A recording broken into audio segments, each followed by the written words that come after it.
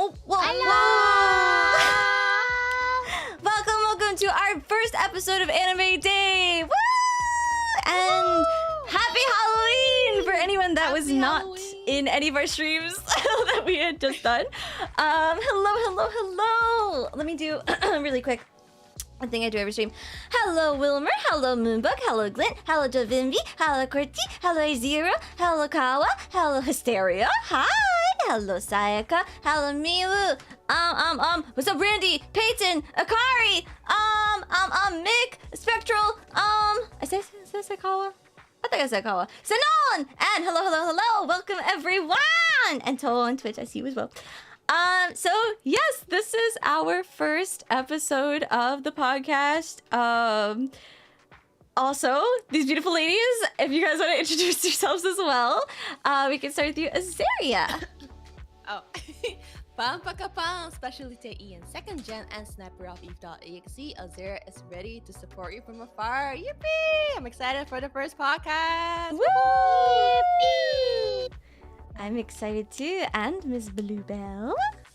Hello. Cute enough to stop your heart, skilled enough to restart it. Knock, konbedu. My name is Bluebell. I am the nurse for EVE.EXE. Also, super big weeb. Yo! Happy Yo!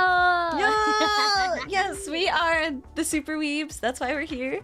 Anime Day is a podcast that I had presented to them with. I had to fight a little bit for it. And I was like, listen, guys, you know, we talk about anime a lot, you know, I'm a little crazy, like, perhaps. Also, thank you, Akari. Welcome to the Ankle Biters. Welcome. Thank you, honey. And they were surprisingly ecstatic to do this, and I'm eternally grateful. I love when the girls just decide they're going to go along with my crazy shenanigans.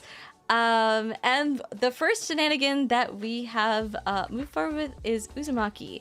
And before we get into discussing this interesting anime, I was thinking we could talk a little bit about just like the shows that we really enjoy, like how many shows, you know, we've seen, stuff like that, what genres we prefer, you know, just to kind of like lay the groundwork for the show moving forward, you know, to kind of get to know our tastes and stuff like that. So, Azaria, I want to know, like, what's your like top 5 shows? What's your favorite kind of genres? You know, what can you tell us? I can name you a few, but like specific genre, I don't have a specific genre. I just see what I like. I just like it. My first one, I haven't seen the newest season yet. Don't bash me, but Tensei Slime, like reincarnated into a slime in a new world. I like Overlord. That one's a lot talking, but first episode. you haven't seen the first episode of Overlord, really? No, I haven't. The slime one. I know everyone keeps telling me to watch it too. You should. It's good. It's really good. It's good. You know, I have like like the slime plushie with me at one point of time, but I don't have it with me anymore because it's dirty and shit. But I like Kensura. The poor guy, it's okay. I'm gonna get a new one, but bigger one, so I can sit on him. Tensei Slime, Overlord. What else do I like? I can't really remember. 86. Now that I cannot forget. Yeah. Went up the ranks really high. Yeah. I like Fruits Basket. And I'm not gonna include like Jujutsu Kaisen in because that is. You're not gonna include Jujutsu Kaisen? Would you include Jujutsu Kaisen? I mean I like Jujutsu Kaisen, but like the manga and how it ended, I'm not gonna give it a chance. Oh no! Yeah, no spoilers. No Oilers, No and that's a spoilers, great yeah. segue. Please, everyone, I'm gonna pin. As much as we can. Obviously, we're about to spoil Uzumaki because this is the Uzumaki episode of Anime Day. But no spoilers for any other shows. I'm gonna put like a no spoilers for shows, period. Deal. I just don't like the ending personally. If you guys seen it, you guys tell me how you feel. But no say it in the chat, okay?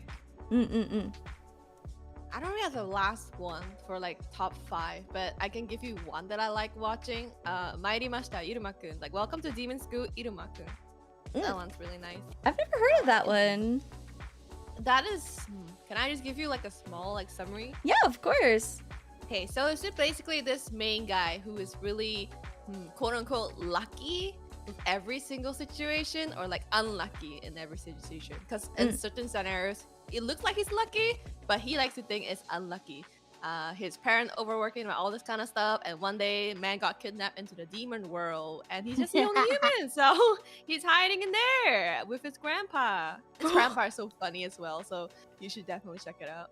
That sounds like such a crazy synopsis. What the heck? It is crazy. Yeah. Also for Overlord, I've always been interested in it. Literally, the only thing I know about Overlord is the opening. You know, I am very. Oh yes. Yeah, that one. Oh yes, it's good. That's also like one of my favorite Osu maps of. But yeah, I've never seen it, but I feel like it's such a iconic anime. Like even knowing nothing about it, I still know about Albedo. I think is her name, right? I think everyone likes Albedo. Yeah, I think most people I know probably like when I ask them, "Why do you watch Overlord?" They're like, Albedo, the queen." I'm like, okay, fair enough. She was pretty funny. Yeah, but definitely Overlord is a lot of like yapping, like 86. So if people don't like it, I can understand why. But it's really good. I like the whole thing and setup. You know, it's rare that you get like a evil protagonist or quote unquote evil protagonist for like the anime. So yeah. Okay, cool. And Miss Bluebell, what about you? What's your like top 5? You know, why? What genres do you prefer? Stuff like that. 86. 86. Well, 86. Definitely 86. Definitely. The top 3 that I can think of at the top of my head is 86, Fruits Basket, and Haikyuu. Oh, I forgot Haikyuu. Yeah, that's crazy. Those are like pretty much the main 3 when like anyone asks me like, hey Vivi, you know, new to anime, what do you recommend? I'm like, here, take these. And then as for the other 2, I'm also a huge fan of Oda and High School Host Club too. That was pretty lit. It's really funny because when I mention everything, I sound very like romance, like rom-com sided. But honestly, I'm kind of in the same boat as this area. Like I will literally try anything and everything so long as it looks good or like it's interesting. Vampire Knight, we don't talk about her. Yo, Vampire Knight, that was like my awakening as a youngin, you know, watching that shit. Was that your first my awakening and how enraged I could be at an anime ending. I just felt represented. I'm dead. And then, you know, for the more recent ones, I really like Kaiju number 8. That was actually pretty lit. I mean, keeping up, I liked it so much. I basically like marathon catching up to the manga because I was like, all right, they can't leave this shit off over here. I need to figure out what happens next. What else? Freyren is also really good from one of the recent ones. And I feel like I've already mentioned 5. We love it, anime. Give us one more. Give us one more. You've been listening them off. Oh god, I don't know which one. Windbreaker. I mean, Windbreaker is great too, but so is Apothecary as well. Oh yeah, that Apothecary is good. Apothecary Die is actually really lit. And also, I know I'm going over, sleeper hit, Go-Go Loser Sentai. Oh my god. That was actually really... I don't know, Go-Go Loser Sentai is one of those things you walk into being like, oh cool, this is cool, and then it just completely subverts all your expectations, and I was just like, oh. I need to catch up with that actually. But yeah. Good choice. That's my current anime spread. Yeah, I had a thought and then it just left me. But I'll talk about mine. Okay, so wow, I asked the question and then I can't even think about it myself. It's hard, right, when you're put on the spot? Yeah. Versus. So, okay, definitely 86 is up there. It was just really good. It made me cry a bunch. I loved it. I feel like I tend to prefer animes that are very like FE, like where it's like they do a really good job of like calling back to stuff. Also like okay, a shout out to an old show, an oldie but a goodie. I feel like I can never watch it because then I'll realize how bad it actually was. But Black Cat was like one of my first favorite. boyfriend. Oh yes, I loved Train so much, and I literally the girl with the blonde hair, I was like, this is me. I am her. So it was like a perfect balance of like, I want to be her, and then I also am in love with Train. So I don't know what it is. I'm in love with brunettes. Anyone that looks like me, I just fall in love with them. So yeah, and I love cats. Also the opening was so fire. Like one day I really want to do a cover because I like love that song so much. The yeah, it's a banger. For anyone who doesn't know Black Cat, like maybe you know at this point, this late into the years that has passed, drink and then watch it. Maybe it'll be more fun. Because it's like such a crazy. Everywhere plot. I don't know. I like thinking back. I'm like, I don't know. Someday I'll revisit Black Cat. But aside from that, yeah, like okay, everyone did shit on me, but like Attack on Titan actually was a really good show. Like okay, I understand the mindset of like, oh, you know, it's overhyped, you know, too many people like it, and like that's fine. But I feel like if something is overhyped, generally it is for a reason, even if it's not as good as you think it's gonna be based on people's hypes. Like it's hyped for a reason, and the reason I love it is not like season 1 or season 2. It's actually just finishing out the show and really seeing how they actually planned like everything. Like there's so many callbacks. It's so all over the place, but like it really is like very, you can tell point A and point B were always the plan, and there's so many like little details that like I feel like didn't just fall into place. Like it wasn't like they were just writing and like they're like, oh, you know what, let's just do that, or let's just do that. At least it doesn't come off that way. It truly does come off like everything was planned, which I love. I love that. Which is also why I really love the first season of what's the one with the kids? Promise Neverland? Yes, Promise Neverland. The mind effery that goes on in that show was so good. It was so like clean. And then I didn't watch season 2, so I don't actually know if it's as bad as people say it is. That's okay. We don't talk about season 2. Yeah. Okay. So episode 5 is like, it's okay so far, but I don't know. Yeah. Oh man, it was started off so well, and then yeah. And the music as enjoy well. the music. Yes, Yeah, the music so is so freaking good. The music is so lit. Yeah, it was crazy to have a score so good to also go with a storyline that was so like freaking, it was so airtight. Like I love shows where it's like one season, what do you mean type shit. It's okay. Season 1 was good. Season 1 was oh, I see. Yes, that's true. Season 2 is just a VOD. But yeah, also Erased was pretty good. Erased because was good. It's another one that's like very, you know, figuring out the plot. So I guess maybe like mystery. I feel like I often love mystery incorporated. Like it doesn't always have to be, I guess, like a murder mystery genre, whatever. But I feel like when there's something mysterious that needs to be solved, I tend to love it. I don't know. I also just like dark themes in general. Now that you mentioned that, though, I'd also want to mention Steins Gate. Steins Gate is also pretty lit, too. I've never seen it. I like the opening. Steins Gate, yeah, the opening was pretty lit. I also really liked how it tied in the whole, like, time loop stuff. Can you give, like, a person Summary? who knows nothing about it other than the name? Like, some kind of, you know, teaser, something like that? Because I'm curious. Oh my god, it's literally been so long since I watched it. Basically, TLDR, we follow Rintaro Okabe, who is like a little bit of a chuny, a little bit delulu, calls himself a self-proclaimed mad scientist who runs something called the Future Gadget Laboratory. in basically like this shoddy apartment that he has with his friends, right? And one day he finds the dead body of Kurisu Makise, which is like the girl that everyone sees, basically.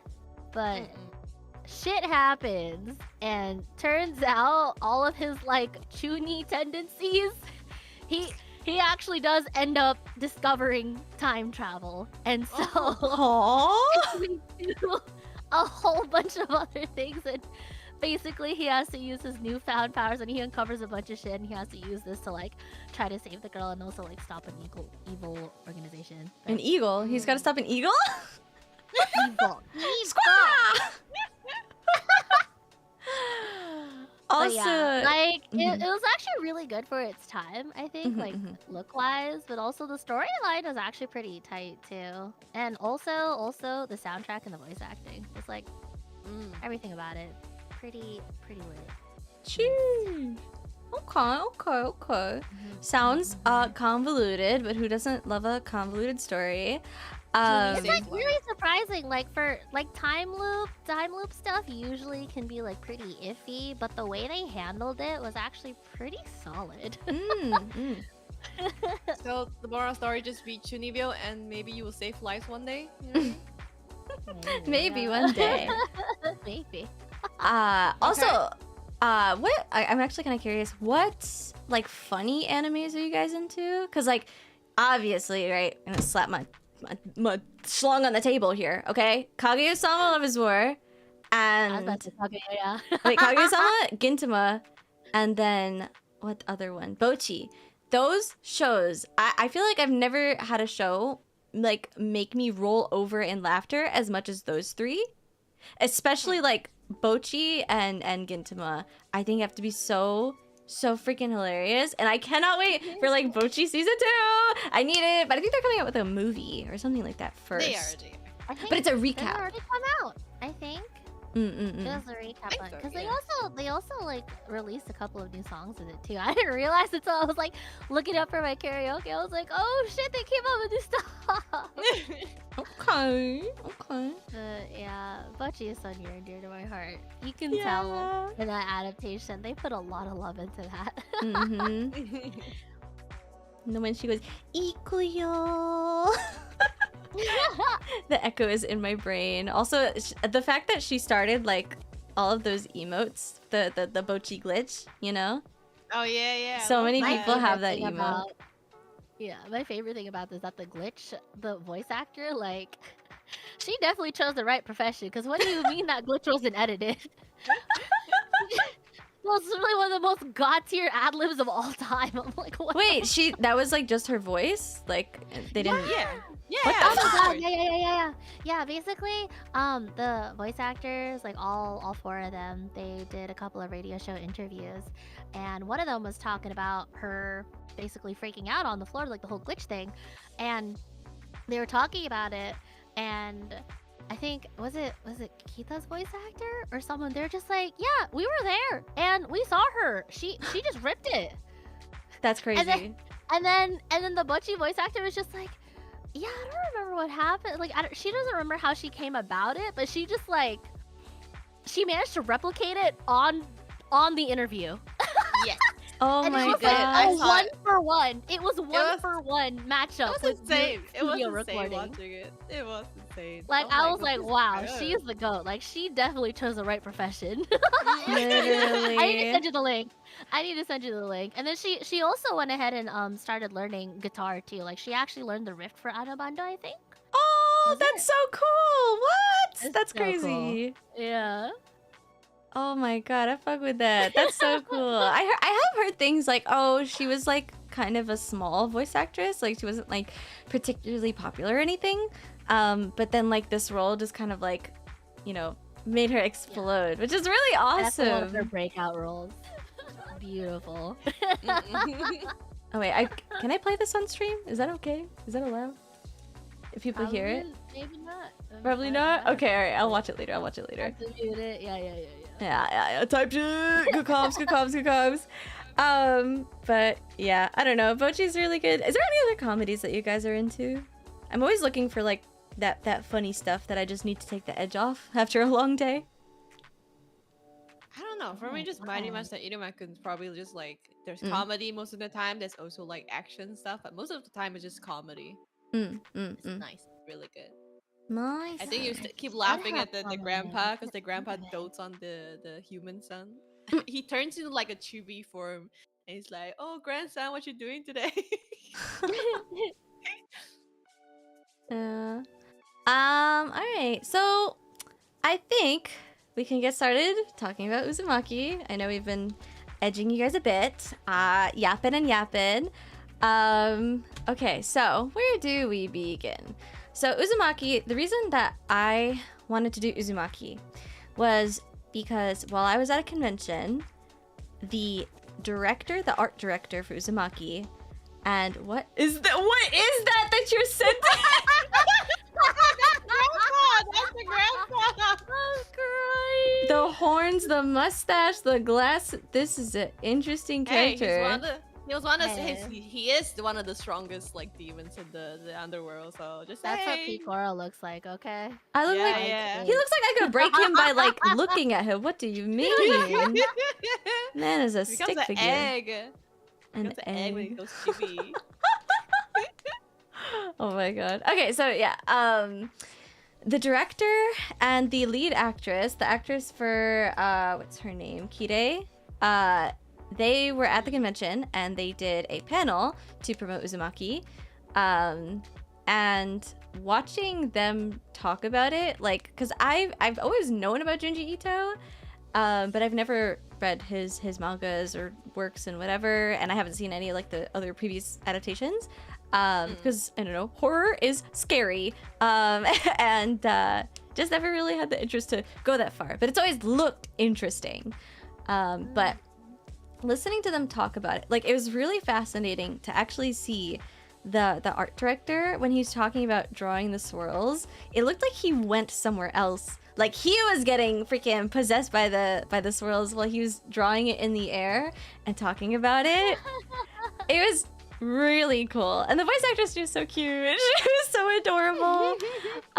So getting to kind of see the people behind the scenes talk about it so excitedly, that is what was like, okay, I have to see it. You know, it's gonna be profound, it's gonna be big, it's like a great, you know. And also, you know, we were doing the first episode in October, so it was like, okay, perfect, Halloween, we're gonna talk about Uzumaki. Did it meet expectations? We'll talk about that, I think, maybe after we do, you know, going through everything. But before we begin, I want to hear what you guys, like, what is your, I guess, what was your expectations coming into it? I don't know personally, because I know, like you, I know about Junji Ito, but I never read any of their works. I just know how creepy it is. So I just came in blind. But I heard stories about the animation being fast on like episode 2 onwards. So I was like, all right, let's just go in. Don't have to be scared, because I'm not a person that's big on horror.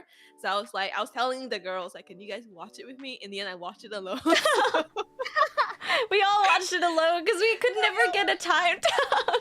Yeah, we all watched it alone, and like, honestly, it was, I liked the whole thing, and I kind of expected the ending because of the name, but yeah, overall it's decent. I wouldn't say it's bad, I wouldn't say it's good. Yeah. Okay. Ms. Bluebell, what was your going into expectations? So well, I'm not really a fan of horror, or rather, like, I'm interested in horror, but I'm still a huge baby at the end of it. But I am one of the people that really, really like the manga. and so I usually try my darndest to just like clear my head of all the expectations. And then I saw the clips come out, and like everyone talking about like the production tumble hurdle. Yeah. And even despite that, I tried to go into it, but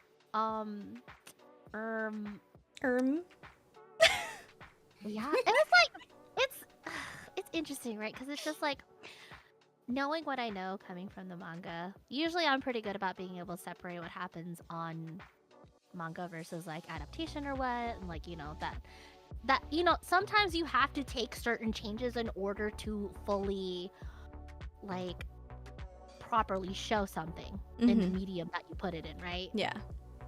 And, like, even despite all the grace that I gave it, it just I Fell don't know, flat. it fell short. I don't know if it's just because I read it and like I'm already so used to it. Because I was actually really curious to see how the adaptation would handle adding motion to the art style. Because Junji Ito is so iconic, right? Yeah. Like, even on the page itself, you can already feel like the tension, the atmosphere, and I feel like they had those points down. Like being able to have that sort of like oppressive feeling. Yeah. But whether it was due to the pacing or like some of the choices of like the animations or whatnot. Like, Yeah. I don't know, like I figured it would be really funny, right? Because I would be super immersed, and all of a sudden there was like that weird spiral shit that came out of the sky, and I was just like, what the why does it feel like it's less like sinking down and more just like it's getting pushed? Like I don't know. But Yeah. I don't want to yap for too long, but like, Well, I mean, it's our job, so it's good to yap. Yeah. I will give. I researched this, right? I researched because one, I came into this like seeing their passion months and months and months ago, and so I was a little bit surprised by how the pacing was, and some of the so and this is the thing too. I feel like if the animation was bad the whole time, you'd get like numb to it. But it was crazy because they would have such like amazing moments, because the way that they actually animated it, they did like body tracking and facial tracking, because the whole thing is they wanted to accurately show the fear on the people's faces, so they did like actual facial tracking. It wasn't just drawing. Yeah, there's like you can really tell from behind the scenes that everyone who worked on it was super passionate, and I think the biggest problem was there was a ton of delays because of COVID times. So there's a lot of issues around that. And you can see like when you jump between each episode, you see that the first episode there's like only 4 art directors, right? And like 1 studio. And then as you progress, like the second one, there's like 20 something art directors, multiple studios. And then like the third one, kind of same deal. And the fourth one, more similar to the first, it's like 2 studios, 9 directors. So it was getting passed around a ton. And there also, to note, there was like a buyout or something like that. So there was like a changing of hands from the people that are providing the money for the project. And it was taking, I think this was 5 years under production. So I think the main issue is there were too many delays in the first half of the time of production.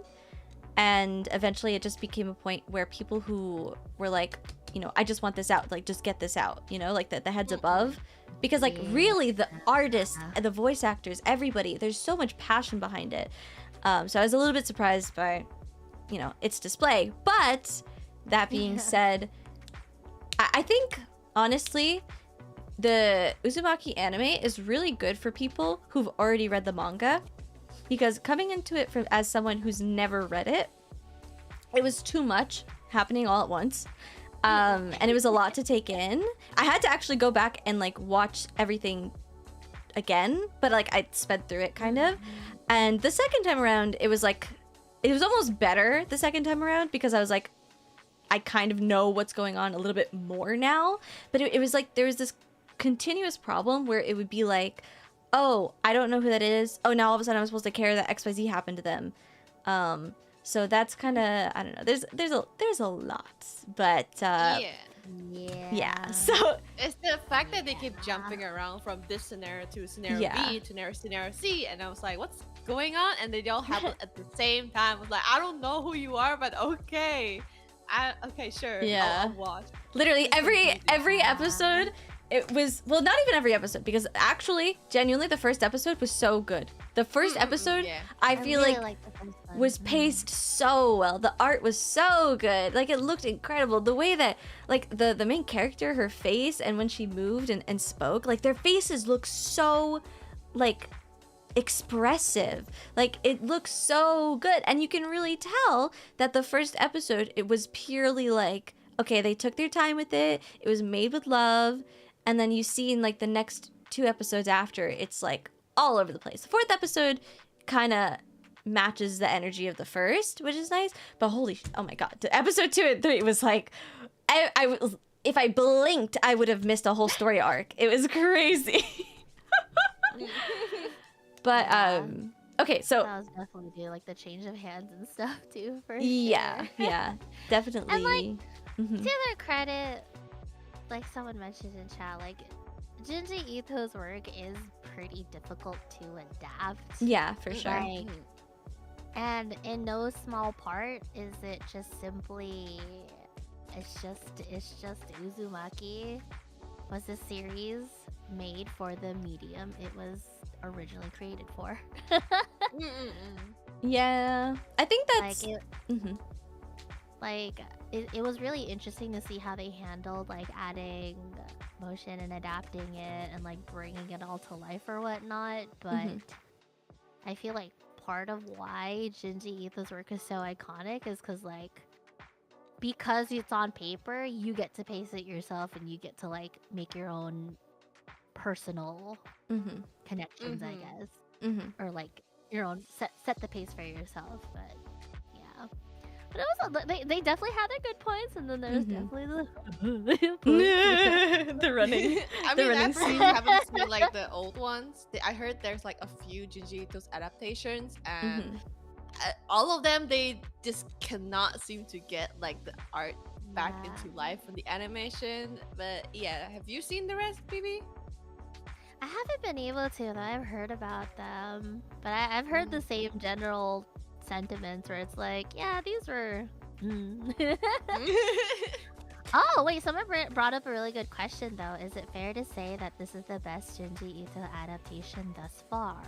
See, I can't have an opinion because I haven't seen the others, but I mean, it was really cool. I think it was like a set piece, right? And that's why I say I think your best experience with the show is going to be reading the manga and then going to watch it, because you get to kind of know what's coming. You know who the characters are a little bit better because there's more cooking time. You know, there's more dialogue and everything in the manga. All squished into 4 episodes. So it's like, I feel like it's that situation where it's like, it's you know, it's you're giving the hard on to the comic viewers, right? When you go to the superhero movie, they know that little thing, they know this and that, like, so you know, they're well versed in it already, so they get to experience it that way. I think as a fresh person though, like it's a lot. I think they could have really benefited from doing like 12 episodes. I think it would have been really good if they did 12 instead of 4, because then they could have taken time with each story. And I honestly think if I was involved in the project, I don't know how in-depth the characters are and how much time is spent in between each disaster that's occurring in the city. But it would have been honestly really cool to see them kind of come into their own a little bit and give more personality to the characters. Like have more time of them being normal before the crazy things happen, so that it's more impactful. I would have really liked to see that, because it really just was like crazy. And it, like, they will just be sitting there as crazy stuff is happening. And literally in my notes, I just wrote, I think that's a suspension from a car. Like that was his reaction to what happened in that scene. And it's crazy. So that's the first thing you notice. The guy just comes springing at him. I think that's a suspension from the car. Like, not the guy, but like the suspension. Like, what are you saying, boy? Yeah.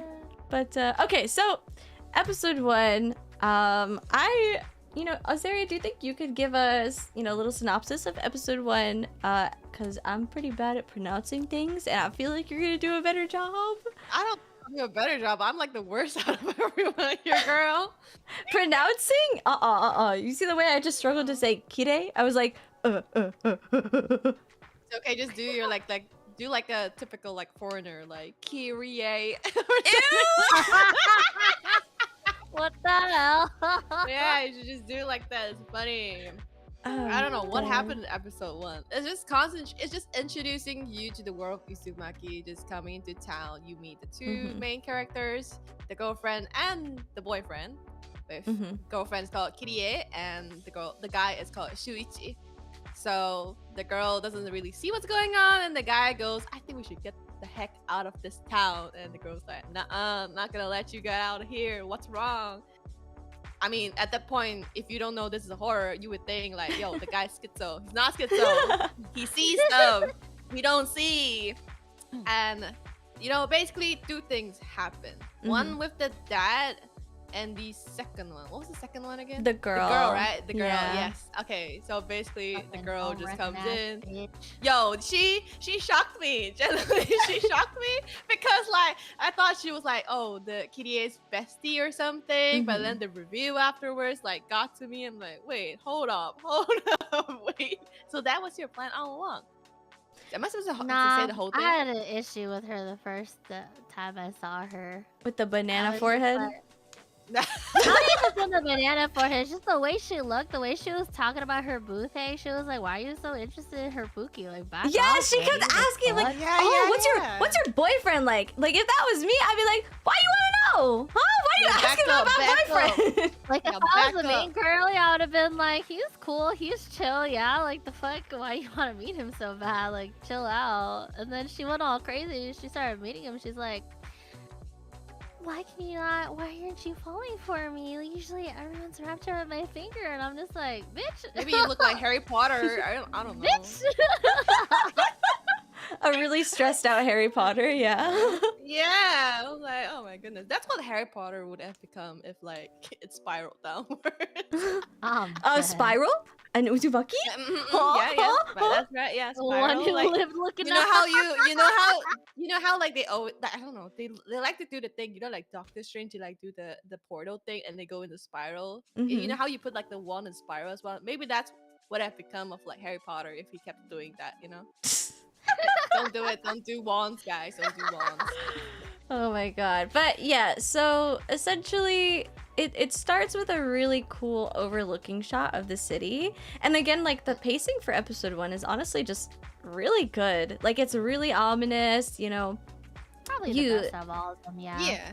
Yeah, it's definitely the most like it makes the most sense, and I feel like we're given just enough time to get to know, the girl, which by the way, like, listen, I don't know if I'm crazy, I'm too Kuma brained, but like she was a baddie. Like I'm trying to get her spiral, okay? So Nah, she was definitely pretty. she was so pretty, especially that last outfit, bro. She looks so good. I was like, I want that outfit, like unironically. No, you're gonna be like the guy that you tricked. No, don't get sucked in. I'm trying to get sucked. Anyway, so Yo. What the pause, whoa. Pause it. But yeah, so it's like, okay, this is, the girl and her boyfriend. The boyfriend's being crazy. And she's just like, you're so silly, boyfriend. And progressively, we get to meet the friend with the short hair. I don't remember what her name was, though, unfortunately. I don't remember either. I don't remember. It starts with an A or something. Yeah, they don't give you time. They don't give you time to remember names in this show. Yeah. She pissed me off. I didn't bother to remember. You were really mad. I was just like, I don't know. I didn't like her vibes. I was just like, usually I get a pretty good vibe check off of most people. As soon as she got on the screen, I was like, I know she's supposed to be pretty and jaw-droppingly pretty or something, but I was like, she's asking too many questions. I'm like, One thing I do want to mention about the main character, though, like Kirie, like, Yeah. episode 1, I would definitely say is like the best adaptation of Junji Ito's work because like not only did we get like the really beautiful landscapes and like oppressive shots. Like they managed to set the tone off the get-go. Yeah. I think another thing I also want to mention is just her little monologue over it too. Just like, Yeah. oh, this is the story about our descent into da da da da da. Yeah. Like, what is it? It was just like going from that to knowing and her saying, oh yeah, this is our descent into madness or XYZ. And then immediately hearing her going, when her boyfriend's like, dude, this place is fucked. You're just like, what? What do you mean, Pookie? Like, it's fine. Like, you're so funny, lol. And it's like, Yeah. Also really cool the callback that comes at the end of the show. Did you guys watch the after credit scenes? Oh yeah, I did. Okay, so I'm like, that was like one thing that I'm like that is how you get me, is literally just making any callbacks. I'm like, that's hot. I like it.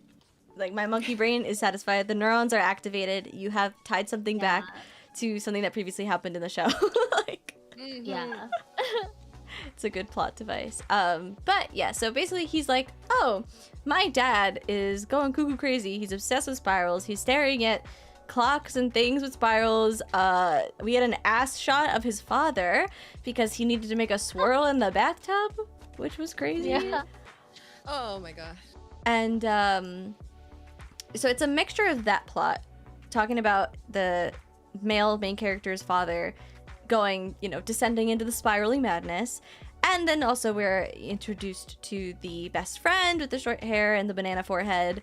That seems very pretty and cool on the surface. And then as we go further and further, after she meets Kire's boyfriend, she too descends into some kind of madness. And I really, really want to just gush over once we get to that scene where, after a few scenes of her just being whack, she's less normal. The developing swirl on her forehead. That scene where they're outside and Kire runs up to her. Nighttime in the streets, right? Yes. The setup is crazy. And everything's animated so nice. That might actually be my favorite scene from the show. That one was actually really good. One of my favorites. The way the eye spiraled down further into the body, and you can hear the flush sound as well as it's going down the toilet or whatsoever. Oh my goodness, they animated it really well. It's really, really creepy.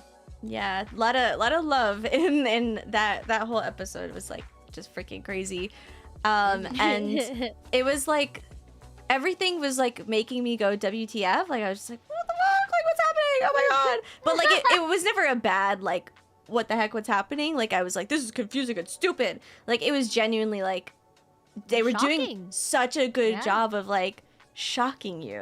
It was such a good episode, man. Episode 1 was really, really good. If one of you want to talk about also the storyline with the dad, the thing that happened to him. Maybe you want to go with it this time? I must say that man was fucked.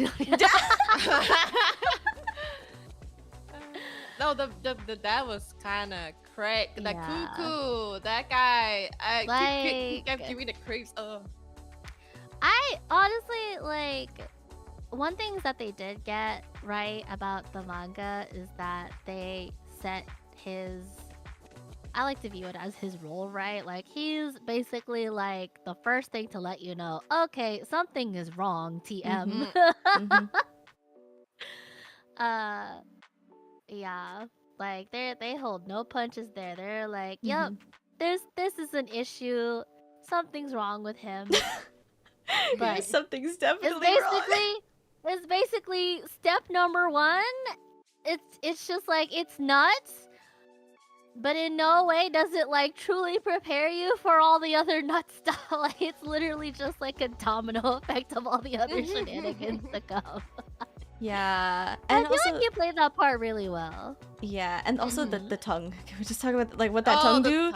This freaked me out so bad. Yeah. I literally freaked out. I can do this, and the tongue just came out oh my goodness, how are you doing this? Yeah, and she had a proper reaction. She screamed and she ran away. You know, something that I feel like doesn't happen enough in the rest of the show. I Yes. know. I They feel like get- that was They the only don't time she had a know. reaction. That was it, and I was Yeah. like, okay. So you Further found down out there leave was with like, the Pookie Bear or what? What's up? No, the you know the one with the news reporter at the final episode. She didn't even scream if anything happens. I'm like, what? You're new to this town though. You're keen to Yeah. report this town, and you don't get scared. I don't know. Yeah, she was just, maybe like I don't know what was going through her head. Like maybe she was just, you know, maybe this is like a local custom or some shit. Like maybe she was trying to be nice, but I was like, what the fuck? Hey, no Lady. way. Look at that fucking spiral over that lake. Yeah, I give It's not her. natural here, guys. Like what the fuck? I give her a slight credit, if only because literally from the get-go, a tornado hits the car and things happen. No spoilers Yeah. before we get to episode 4. But you know, maybe she was just really out of it. You know, I guess. Maybe. the shock. She cool though. She cool though. She was so pretty. No, when Yeah. she came to the screen, I was like, Yeah. God bless. I needed some bad bitches, and I was very happy they delivered in the end. You know, for as long as she lasted. But yeah, the dad essentially ends up dying. And well, so I'm a little bit confused. So basically, he became a spiral, right, by his own volition, and stuck Yep. himself into like a Bathtub with water. Yes. yeah. Yeah, Tub. basically he was so enamored with spirals. It's literally the only thing that calmed him down, yada yada. Hmm. He originally starts off with commissioning KDA's dad, because his KDA's dad is a sculptor, for like a spiral piece. Pottery. Like a pottery piece, and you know, figured that would be the end of that, but with the way his eyes and the other shit was going, obviously it wasn't. And then it led to the other reveal where he got himself just a cute little cute little bathtub, if you will. Yup. And yeah, he just decided to make himself into a spiral to the point where everything else broke. Like, all right, sick. Yeah, it was so The man died doing what he loved. Spirals, time shit. time shit. And apparently he could not get enough, and so he decided to make it everybody else's problem. Yup. Mhm. Yep. Yeah, after he passes at their funeral, suddenly the clouds or whatever just start swirling, and the mother, Shuichi's mother, goes insane, and she sees their father in the clouds with his tongue shit. Dude, I hate tongues. It's so gross. I hated it. I hate every time we had to see that kind of stuff. It freaked me out. But yeah, she went crazy. He kept saying, "Oh, my love, please join me into this spiral. Come join me." I'm like, "Nah, stay away, stay away." Yeah, please. You know? Do not the mother. Like, it was gross. The poor mother, though. I feel so sad for her. Yeah. It was like, it was interesting because like I remember like at the whole funeral thing, like they were going on the procession, and then there was like that crazy like spiral in the sky over the lake or whatnot. And Mm-mm. I was like, I know this is supposed to be like really high tension and really spooky, but I couldn't help but laugh at that part. I couldn't help but laugh. It was over the top. It was very over the top. But like, But I feel like it should just be. the fact that it was over the top. Yeah, like it should definitely be over the top. I think for this one, it was just like, I guess it was more like a technical critique, if anything, because like the way it was when I was initially watching it, I was like, why does this look like the goofiest shit ever? Like with the smoke coming down from the sky, spiraling into the lake, and like it took me until a couple of times like I rewatched it. I was like, why does it look like? Like, why does it look like it's moving down rather than getting pulled down? If that makes any sense in the animation. Like, I feel like if they took the smoke part, like, I don't know if it was no, yeah, it was definitely not drawn.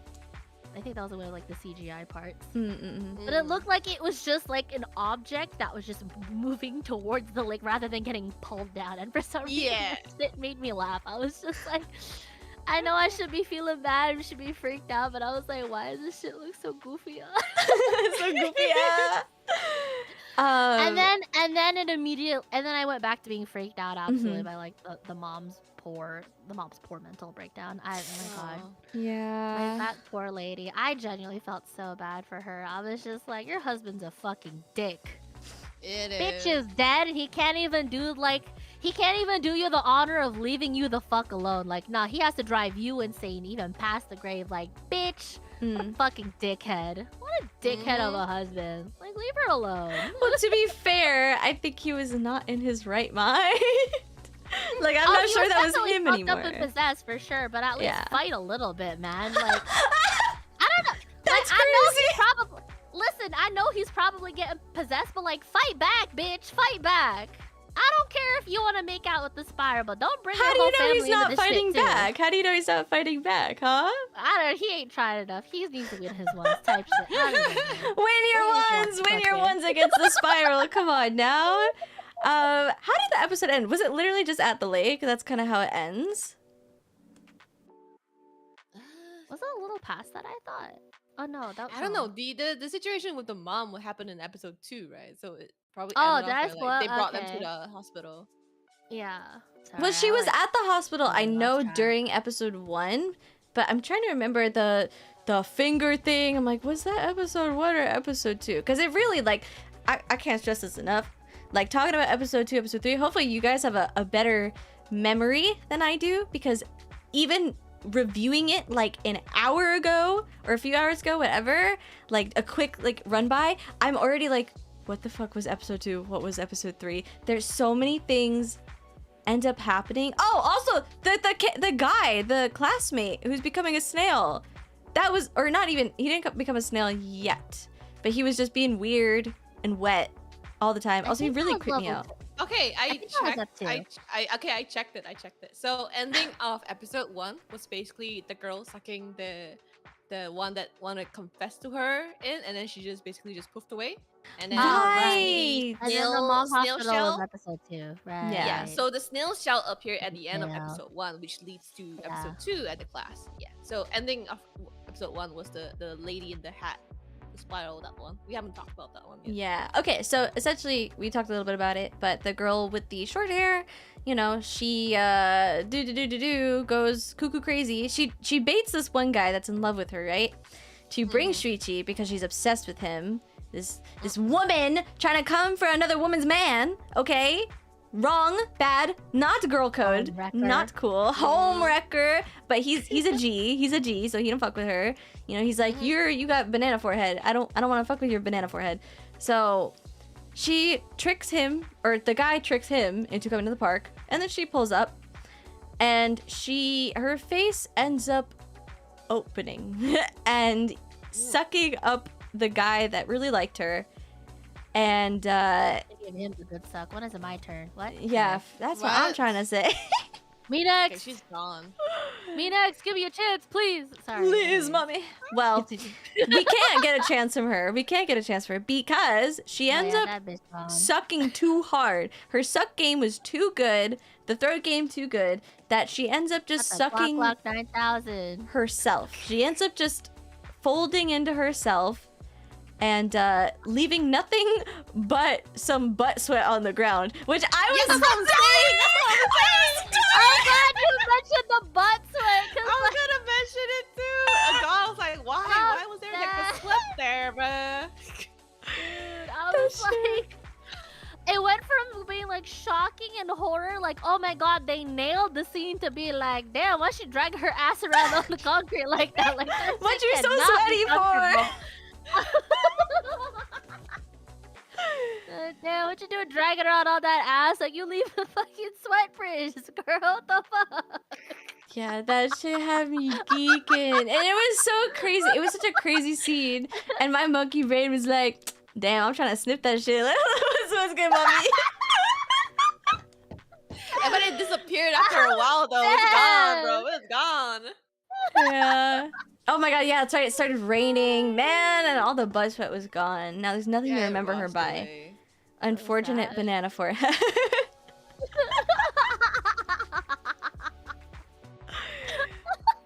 Any other comments for episode 1, or do you guys want to move on to episode 2?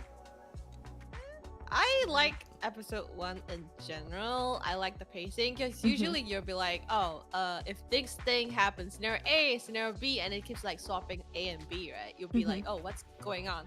But for horror anime, it was like busy like setting each other up, so it wasn't that much in one episode. It was good to keep you on your toes and be like, oh shit, something's happening on this side, and then the other one's still slowly setting up. I like the pacing of everything and animation, but yeah, the butt sweat, I don't we don't talk about that one. They were just being lore accurate. I feel like if I was if I was Ouroborosing into myself, I might be a little sweaty. Like, maybe they could have avoided having to do that if they just made it raining from the get-go. That is a crazy emote. That is a party foul. What is that emote, The Rock? Oh my god! He's what are you drinking there? Oh, what are you drinking there, Ankle Biter? What's up, huh? Also, someone saying she sucked too close to the sun is crazy. Dying with swamp ass is terrible. Yeah, I wouldn't want to go that way. If I die and I got swamp ass underneath me, you better dry that shit up and then call the police. Like, you better give it the time. Like, I cannot be bothered. Yeah, maybe she's getting excited for Shuichi, but who knows? I don't know. Oh my god. What the? Oh, pause.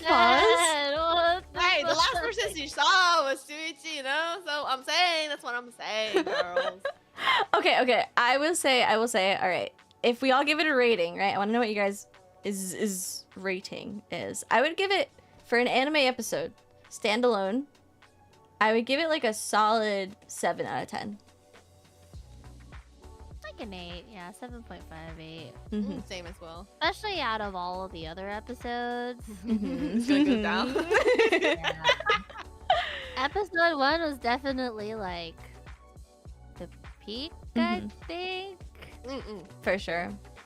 And yeah, and then second to that, I agree with you. It'd be the 4th. Yeah. Spiral out of 10, perfect. Yep, Yeah, perfect. but- Uzumaki out of Uzumakis. So episode 2.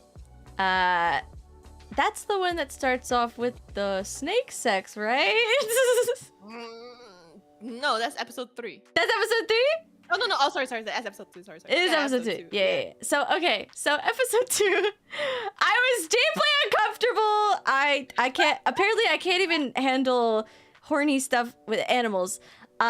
So there's a couple sitting in like an abandoned building or something like that because they're like a Romeo and Juliet. And while they're sitting in this building together, being all ooh cute, there's these 2 snakes that just kind of pull up, wrapped up in each other's snake bodies, and they're having snake sex. And I remember being like, are they having sex? Because I don't know what I still don't know what snake mating looks like. But I don't know either. I could not be fucked to look it up. I'm not looking that up. That's not going in my search history. I do not want FBI-san seeing me ever Googling snake mating. But I was like, are they boning? And then the girl immediately went, oh, are those snakes mating? I'm like, yep, okay. And that's kind of the very beginning of it, where it's, you know, their parents come and they're like, oh, you guys aren't supposed to be seeing each other. Grr, angry Romeo and Juliet style individuals. Do you guys want to talk about the hair as it comes? Ladies. The hair. Choose episode 2. This is the problem. This is the problem with the show. There's so many things that too, I believe. There are 3?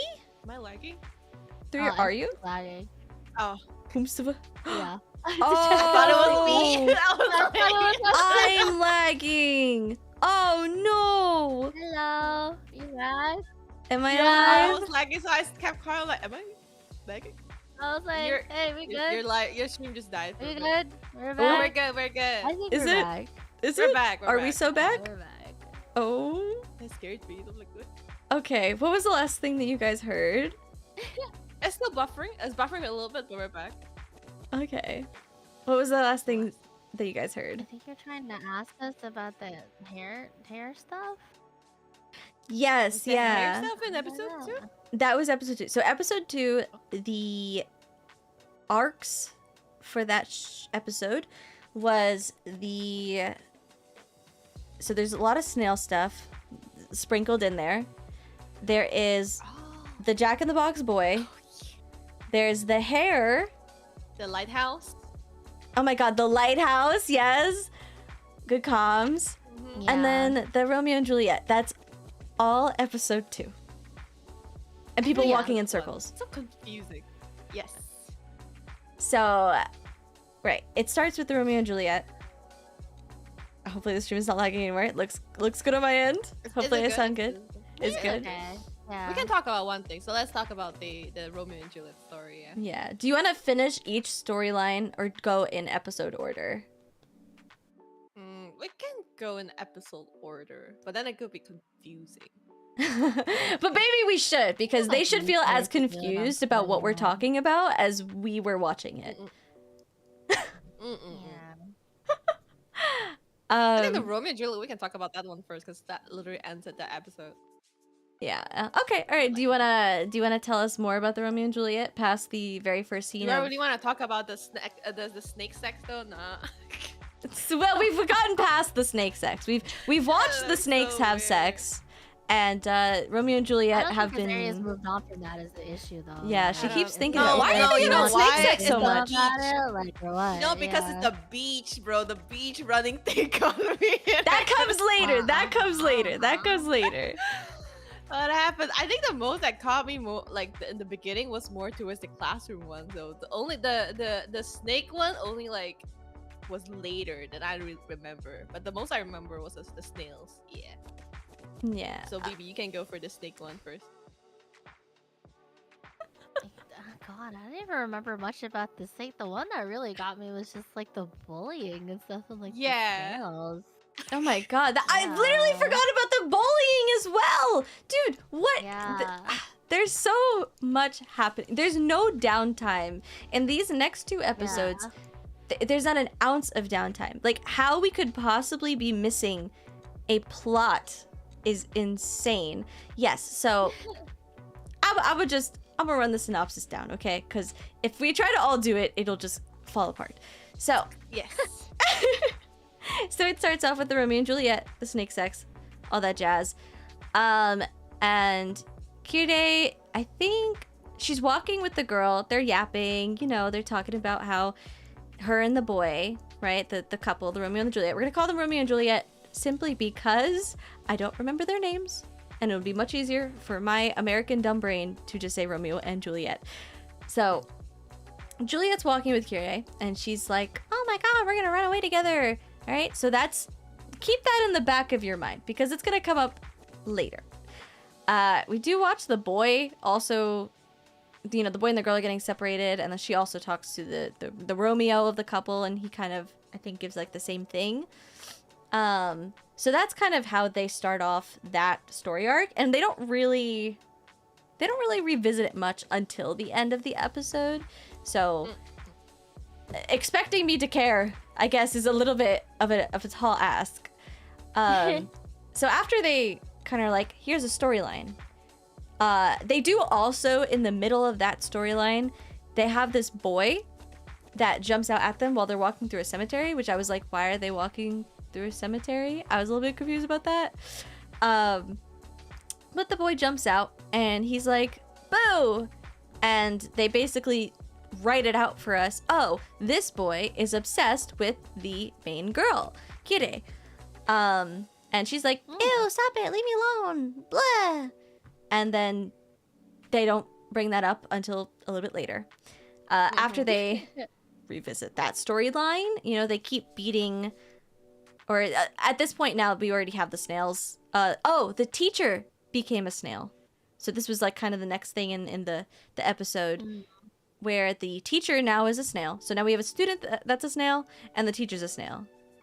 And they end up fucking, which is kind of like a little sus. But by that point, they're snails. I don't know if the age even matters anymore since they're snails. the snail story.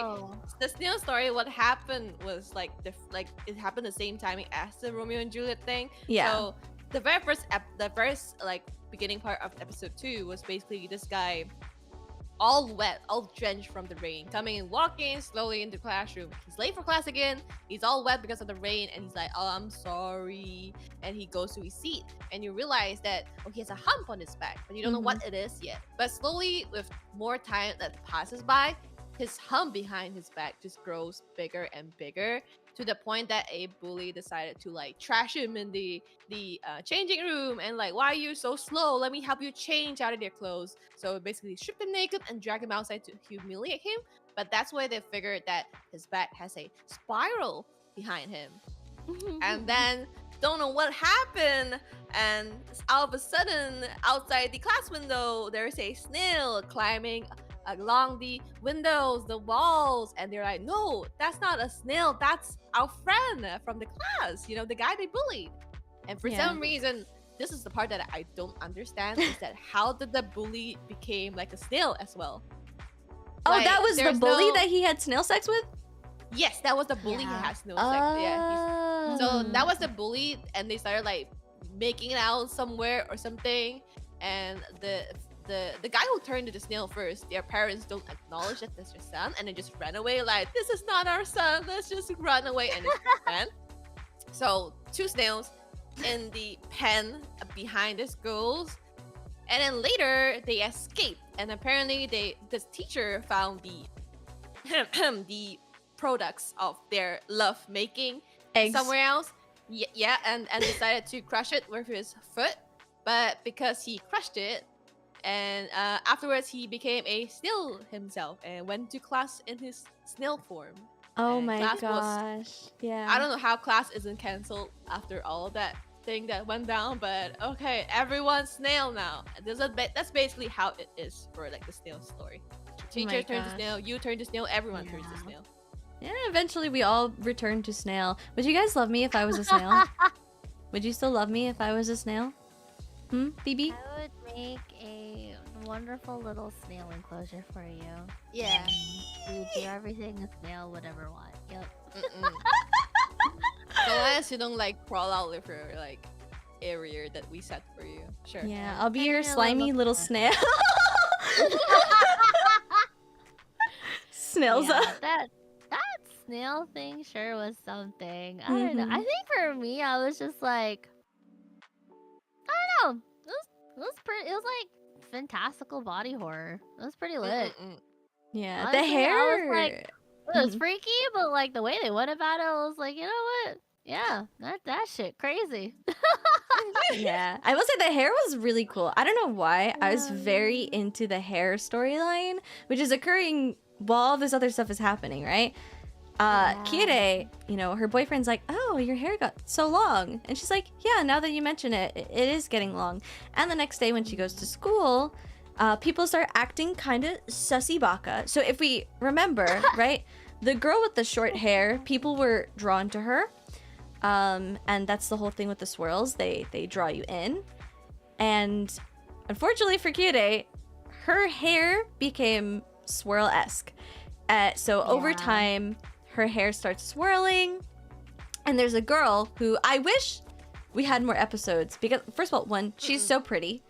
And I wish we had known her so that everything that occurs, like, Makes just sense. mattered more and made sense. But again, this is a character, this is our first time meeting them, right? She's like, "Oh, what's going on with your hair? It's like swirling. Let me braid it for you."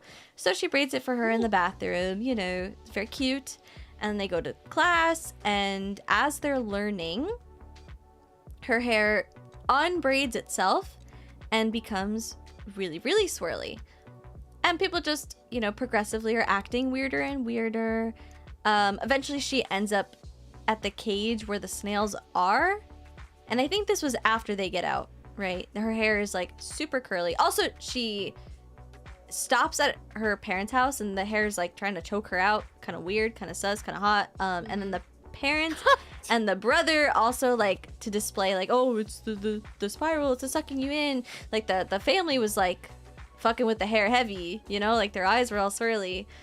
Which is a really like I guess, creepy scenario, because it's like, imagine if like you're scared and even your own family is like unbothered, you know? They're like, oh, it's great, it's fine. So that's they did a very good job of making you feel a little unsettled by her situation. But it comes to a head when she's at the snail cage and the snails, got out, all of that. The girl that was like, oh, your hair, can I braid it for you? She was not a friend. She was not a friendly. She was actually angry. And she pulls up to match the big swirly hair. And when I say swirly, like, it is not just like curls, which is, the curls in the very beginning were so cute. Like, I actually thought they were so cute. But then they eventually become, like, they go above her and around her. So there's a massive, it looks like a abstract tree. Art. Yeah, very abstract, swirly art. And she looks like a tree. And so this girl pulls up looking like a tree. And is like, you can't get all this attention. I want the attention. And then they proceed to get into this, like, swirly hair tree fight where their hairs fighting each other. Hair wars. The hair wars. And essentially what happens, did she beat her? How did they get separated? That's the thing. I don't remember that part. And, like, I looked away for a minute, and she was like walking off to herself and talking spat about Kirie. I'm like, what happened? Wait, what? Did you Didn't her lose? boyfriend come through and cut her hair or some shit? Oh, Like, he used right. to cut it off. Oh yeah. Yeah, Okay. the fight somehow gets broken up. And I literally don't even remember how the fight gets broken up because I think Kirie's hair like was gonna attack Shuichi because Shuichi was gonna like save her, and then the hair like grabbed him, and then like tangled him inside. And somehow he managed to get out with the scissors and then just trim everything off Kirie's hair. Then I think the girl just walked off or something. And it's like, I won or something. Right, because she wouldn't have felt threatened anymore. That's why she ends up leaving. Yeah. So yeah, boyfriend comes to the rescue. Whatever. He ends up cutting her hair, and she loses her face card, and now she's got like grandma ass hair. Still cute, but I really like the lesbo look on her. I feel Really? like she I rocked like it. it too. I really like the long hair. I feel like I mean, I would rather prefer her with long hair, but Yeah. like her face is framed nice at least. Like, shout out to the Yeah. boyfriend for actually locking that down. yeah, he did such a good cut. That was Unlike an interesting storyline. it was really cool. And that woman that was fighting Kire for her hair attention, she ends up walking off and being like, attention, whatever. And she ends up tying her hair on a pole. And we'll see later what happens to her. that part I don't understand, because I was like, what's your whole point then? And then she just disappeared for the rest of the episode. Like, oh, Yeah. okay. That's where I really started to feel like, okay, this show is like, what's going on? Like, I was truly like, what's going on? Like, why did she just walk away? Accepted defeat, kind of, but not really. But then just tied herself to a pole. Why did she tie herself to a pole? Yeah. It's so confusing. So after they solve the hair debacle, right? You're like, okay, surely things will be normal and chill. Kirei is like, oh, our classmates, they're gonna run away together. So they go to help them out for the runaway, right? And essentially they meet up with them. And there's a problem with the trains or something, right? Like, there's a reason they couldn't just go. And then the parents end up pulling up. And they run away onto the beach. And Azaria, I know you're very excited to talk about the beach scene. I mean, Bibi is excited for the beach one. She was laughing so much. I want to hear one of you guys talk about the beach scene in great detail, because this is truly the best scene of the show. Don't even get me started on this. I keep laughing. I feel like you have a lot of stuff to tell. Why don't you take it? I got nothing. I'm just pure laughter every time I see the scene again. I'm watching right now. What is this, that animation? I'm sorry, but like, I'm rewatching the whole animation right now as we talk about it. It's the way they run. It's so, there's no energy in it, and just so everything is so still. And I like you know, the voice acting and everything is so good, and it Yeah. doesn't pair well with the whole animation. I don't understand. And then out of nowhere, they were running, and then the two of them gave up and like, I can't run anymore, and they both fell to the ground. Like, y'all weak as shit, bro. Like, what the shit? Like, I thought you guys were more strong than this. But no, they fell down and started beating up the Romeo, and I'm like, yo, you wanna fight for your girl? Please do something. Stand up, bro. And no, and he's like, no, I'm gonna fight by twisting myself. Oh like, my what is God. this, like Wings Club, the transformation or something? Like, all right, I'll fight, transform, and then just goes into a spiral, and then join me, Julia, take my hand, and out of nowhere she just started twisting as well. Like, yes, take me too, and then just, I don't know. So it's The way they it's said. essentially what happens is the Romeo and Juliet, they run to the beach along also with our two main characters. They're running away from the parents. And so the reason we're laughing so hard about the scene, for anyone who's for some reason watching this and hasn't watched the show, the running animation, right? So up until this point, the animation is so good, right? The face tracking is incredible. You know, we've seen the iconic scene of the girl with the eye, the swirly eye, and the banana forehead, right? But the problem with this scene is their running animation, it didn't have like the grounding that you would see when you see characters run. You know, it looked like they were running in place, and someone was dragging them. Like someone was physically just like grabbing the art and just moving it, and they were just running in place. It was probably, it must be like the most shared, which is kind of depressing thinking about it, because the show is actually like, there's so many amazing moments, but for sure that moment has to be the one that people have seen the most from it.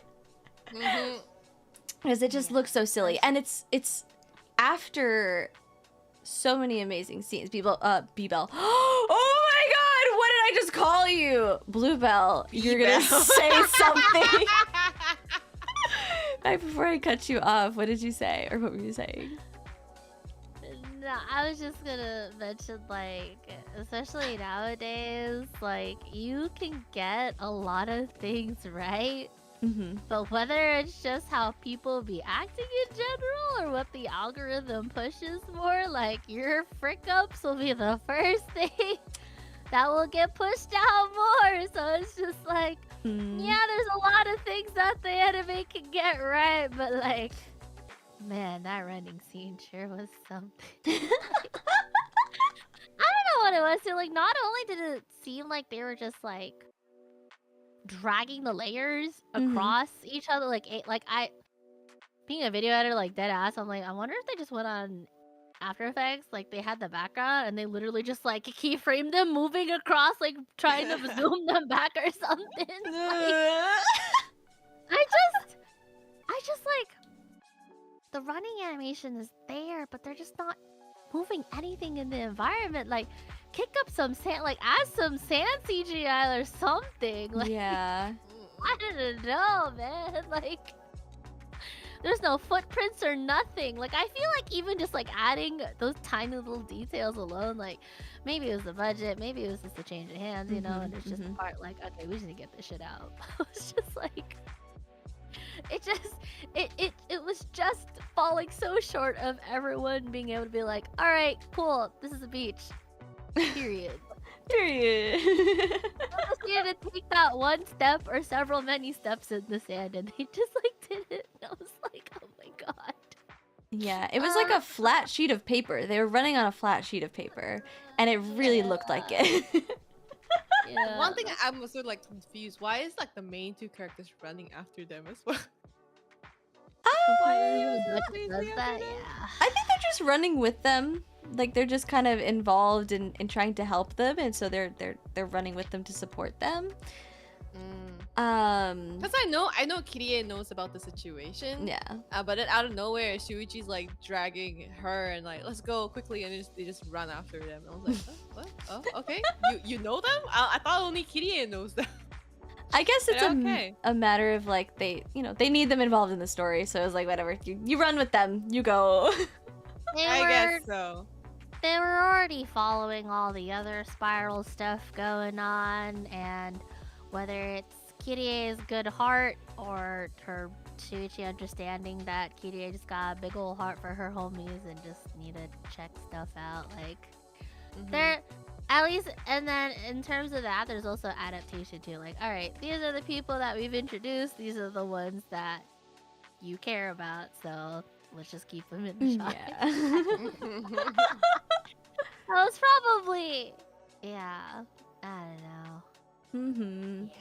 And they end that whole little arc with them, twirling, much like the snakes from the beginning of the episode. They wrap around each other, and I'm not talking like, giving a tight hug. They literally become swirly snakes. Their bodies extend. It is that good old body horror, and they mimic the snakes. But then, interestingly, their become as one style snake ends up going into the ocean because they were on the beach, as we've stated, and they do like a little dolphin jump. And I was like, and their shoe that appears out of the water, which is so funny. The shoes at the end of the snake were so funny. I took a picture and sent it to Drew. Wait, I gotta see this again. Oh my god. Oh my god. Not the Locust Monster? Oh shit. I was like, good luck with what you're gonna do. And then the shoe comes out. I'm like, is that supposed to be their like quote unquote tail? But like your shoes are in the way though. Not my Jordans. Oh my god. You know what? At least they had the happy ending, I think. Yeah, that might be the only happy ending in the entire show. Like, at least they're together. Like, there's some weird sea serpent shit, but at least they like each other enough to be that tightly wound. Like they tight. Yeah. Fully intended, like, Oh, they good were for tight. Good for them. Honestly, good for them. My Air Force Gotta Ones. look at the silver lining. Not my Skechers. Gonna get ruined in the ocean water. So after that arc, episode's not over. You think that's how it would end, right? That sounds like enough, right? We just took so much time we literally took the amount of the episode, more than the amount of the episode, to talk about all of that. But there's still one more story arc that happens in this episode. Also, the stuff with the mom. Over time, you kind of see that the mom her brain is spiraling more and more. And this might be the thing that actually made me jump the most. Like, I actually, hid under a blanket.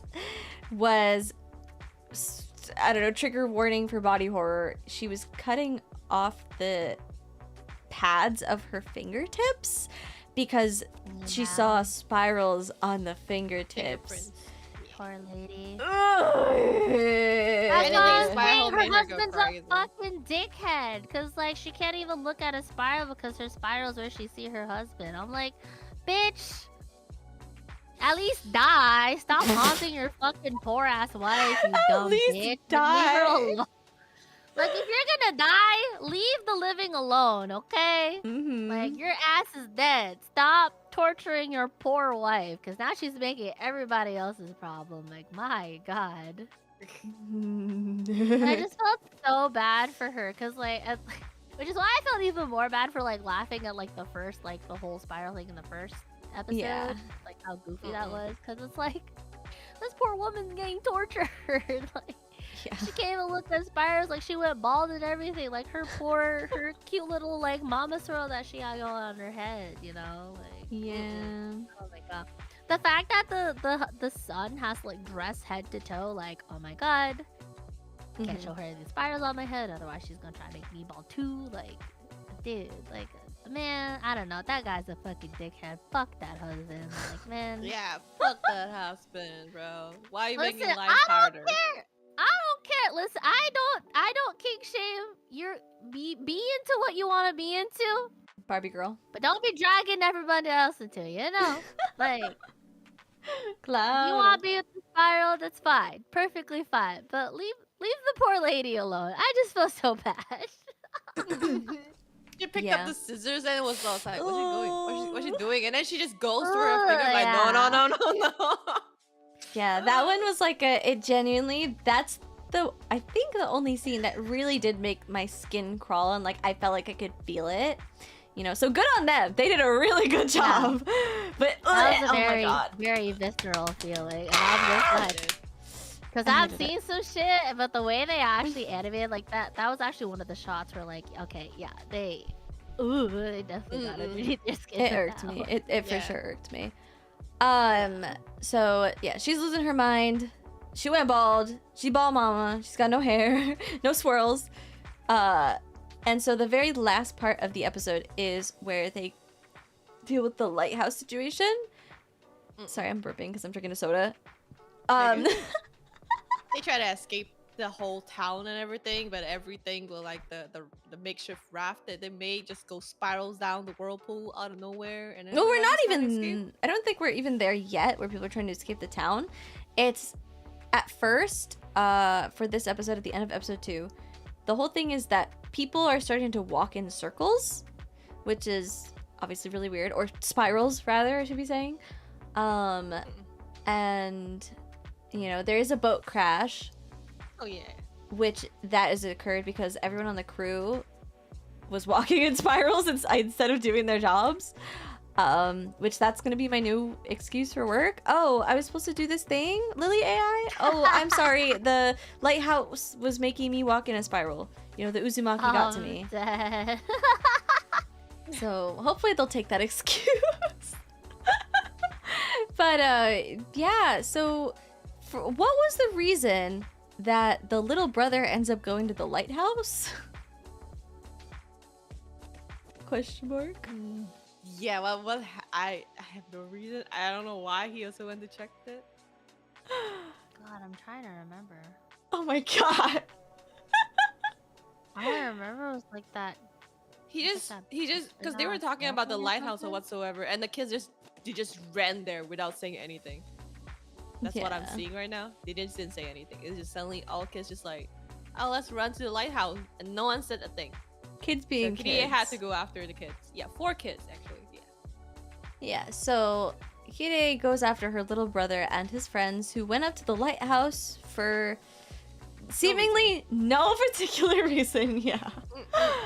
And as she's walking up the lighthouse, it was pretty unsettling. You know, it was like weird at first, and then there's spirals, and then there's dead bodies, you know, normal things you see in a lighthouse on the steps. And they're incinerated. Now, this is like kind of like a warning, you know, keep that in the back of your brain. They're incinerated. Burnt, you know, cooked at 350 degrees Fahrenheit. So she goes up to the... You don't mean 3,500? Because damn, they fucking obliterated their ass. I think you're missing a 0 in there. Wait a minute. I mean, Kide survived with the brother, so... Yeah, they did survive. But yeah, so she goes up to the lighthouse and she's like, what the Sigma? Why are you up here? And they're all like, oh, it just, I don't know. That's because we never say why, or I don't remember. All 3 of us don't remember. If all 3 of us can't remember, they didn't say it, or it was not expressed enough. And I was also confused. Why exactly does she come to the realization that they need to get out of there? Because I was really confused. Even when I like did a quick peek back, it was just like all of a sudden she's like, oh, we have to get out of here. The sun is going down and the lighthouse is about to start working. But like, it wasn't clear to me that anything bad could happen. It was like only clear to them in my eyes. Do you guys understand why she kind of came to that conclusion? Or are you as confused as I am? I am also confused because like she mentioned it. Yeah. She mentioned that like it's a lens or whatever. She stares at the sun. It's like, okay, get out of here. I'm like, how do you know? How do you know what's gonna happen? I don't understand. Yeah, literally, she's just like, oh, it's for some reason I understand that it's gonna cook us. So she yells at them to follow her, go, go, go. And as they're running down the steps, unfortunately, the brother's friend gets murked. He gets cooked. He gets fried. That is some delicious fried friend with a side of already previously burned bodies. Super cool. And they get out of the lighthouse, and is that how it ends? They just get out of the lighthouse and it ends abruptly, or is there more that I'm missing? Let's see. We have to check. Friend fries is crazy. That's crazy. They just gave a hint of the hospital and then just said like the lighthouse, like you can't really do anything, leaving the town helpless to resist it, and basically it. Wow. So At the end, they unresolved. just show like a hospital. So Yeah. The hospital is crazy. The hospital is so crazy. Oh gosh.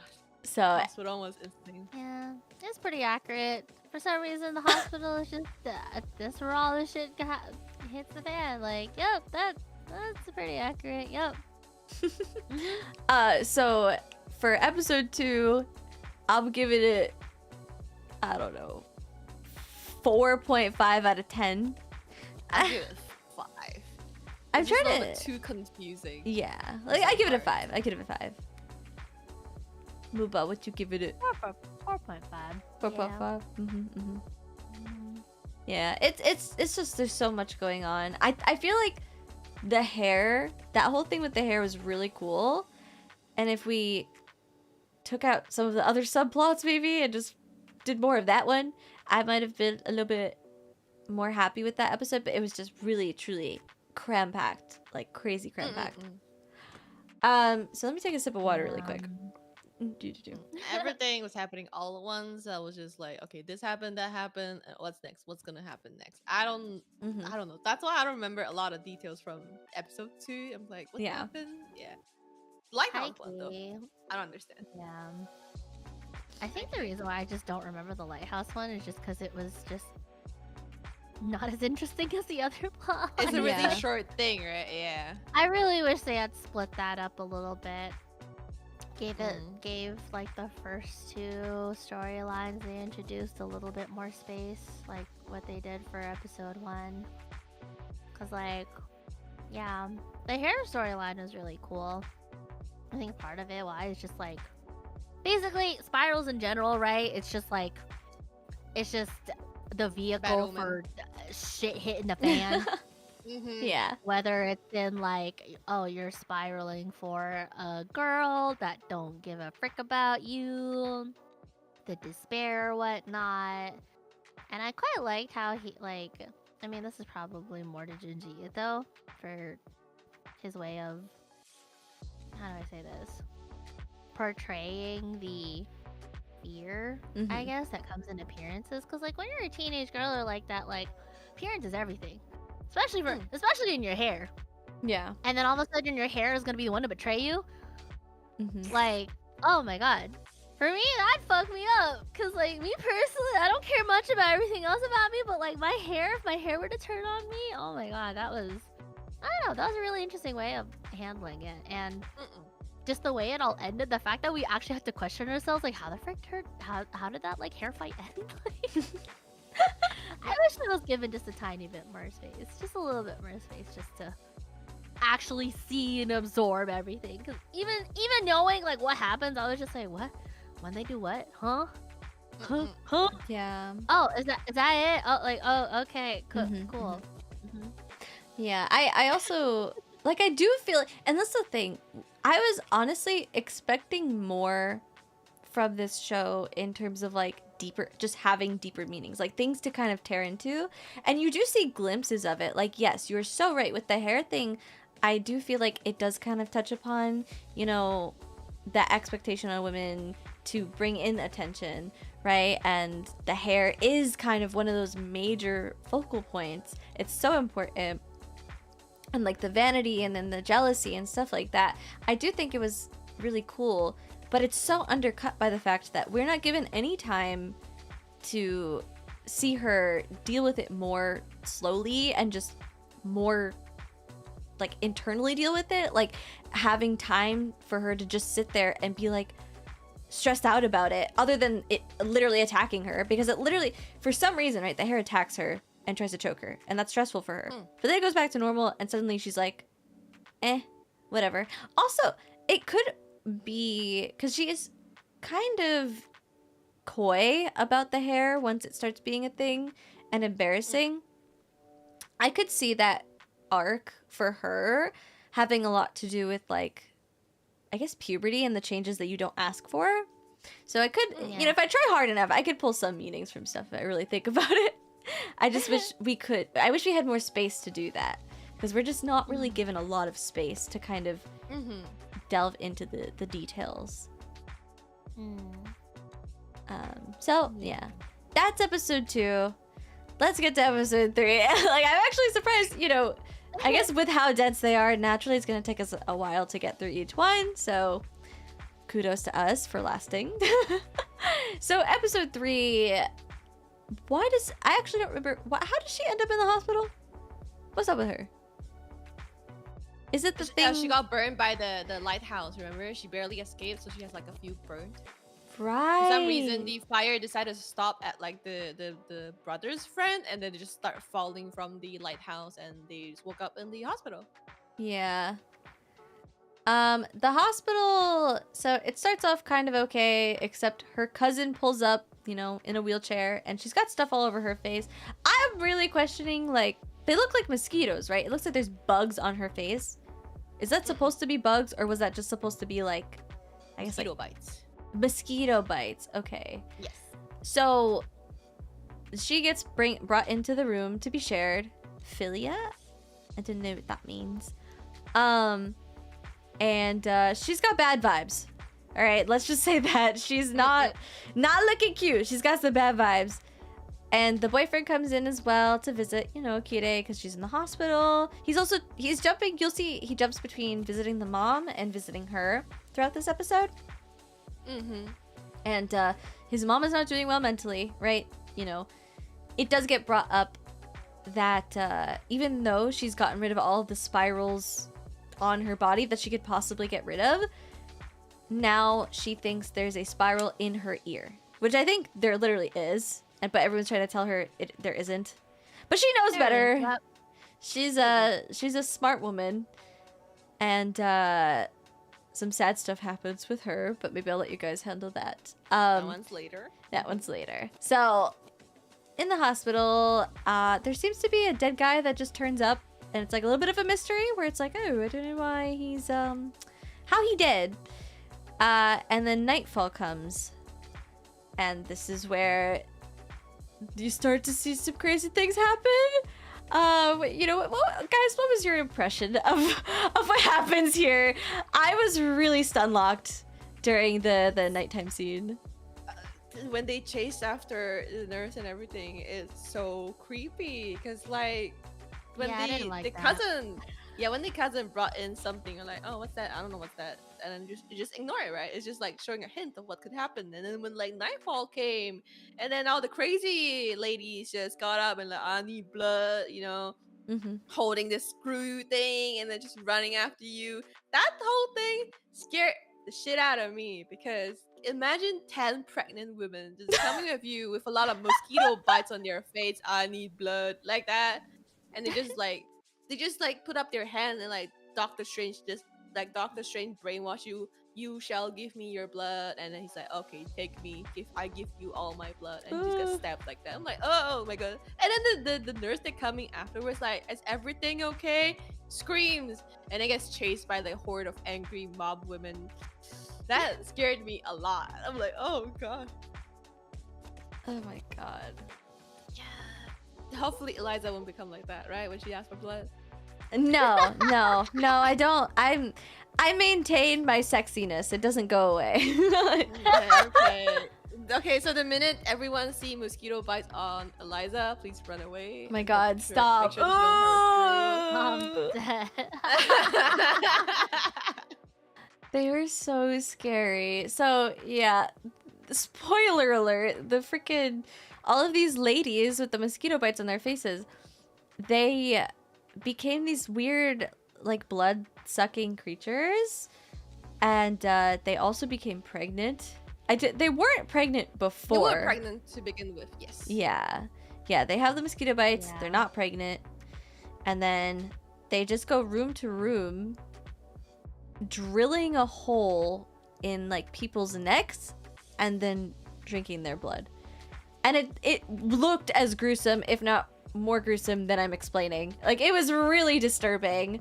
Also kind of sexual. Like, I feel like that episode, the whole hospital arc, surely there's some psychosexual stuff going on that maybe someone with a degree of the doctoral style could break down.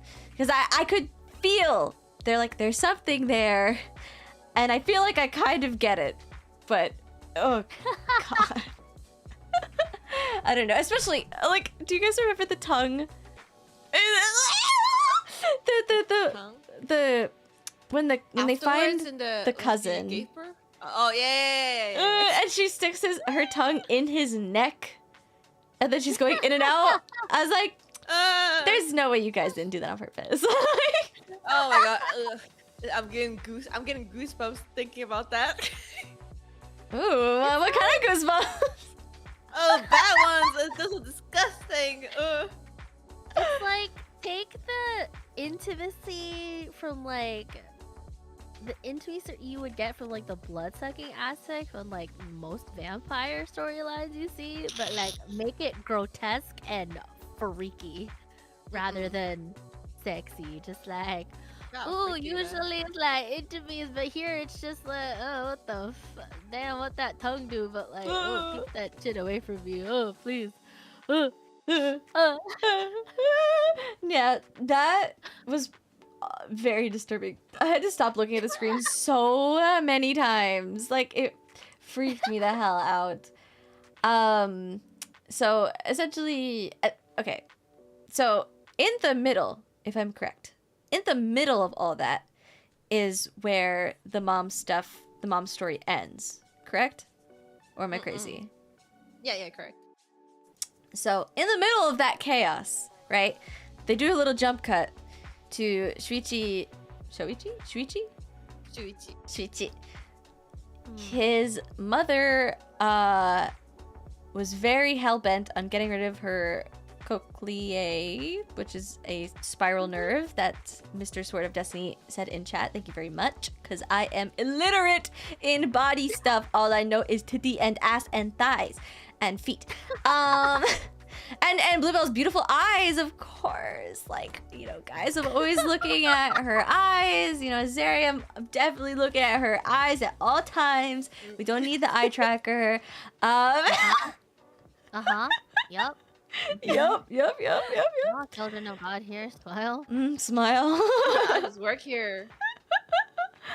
But his mom unfortunately was like, I need to get rid of my cochleae.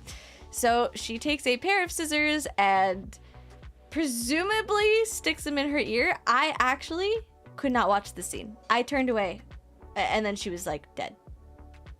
She was all covered up. Her whole entire face was all bandaged and stuff. So she didn't die yet. Yeah. Did she ever die? I don't think they really talked about it, but I'm pretty Dies. sure I'm pretty sure she dies. Yeah. Yeah. Oh yeah, she did. There was like a funeral picture and everything. Yeah. Yeah, I couldn't watch that. Like, as soon as I saw the scissors get picked up and go, like, there's an ear and a scissors in the frame, I was like, nope. And I looked away. I'm such a baby. I can't handle it. I know it's art. It's not even like, you know, fake CGI'd real people stuff. Like, I couldn't handle it. So I looked away. But I knew what happened. So the mom, she gets murked by herself. She did a 1v1 into the mirror. And bye-bye. Now he has no parents. Poor guy. In the midst of 3 episodes, he has lost both of his parents. Gotta feel bad for the guy. Like, how could you be so unlucky? I'm thinking, why not put like a blindfold on the mom, because she sees Spiral, she goes crazy. Why not put a blindfold or something? Well, I mean, well, here's the thing. Like, even she couldn't even fall asleep because she would see spirals in her dreams, right? Like, they had to do so much work to actually quiet her mind to the point where she can rest. like just pretty much everywhere she looked, or any thought she had, she was just consumed by the spirals or like haunted by them.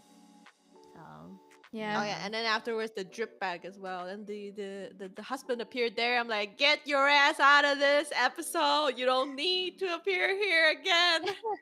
Just leave her alone. Leave Brittany alone.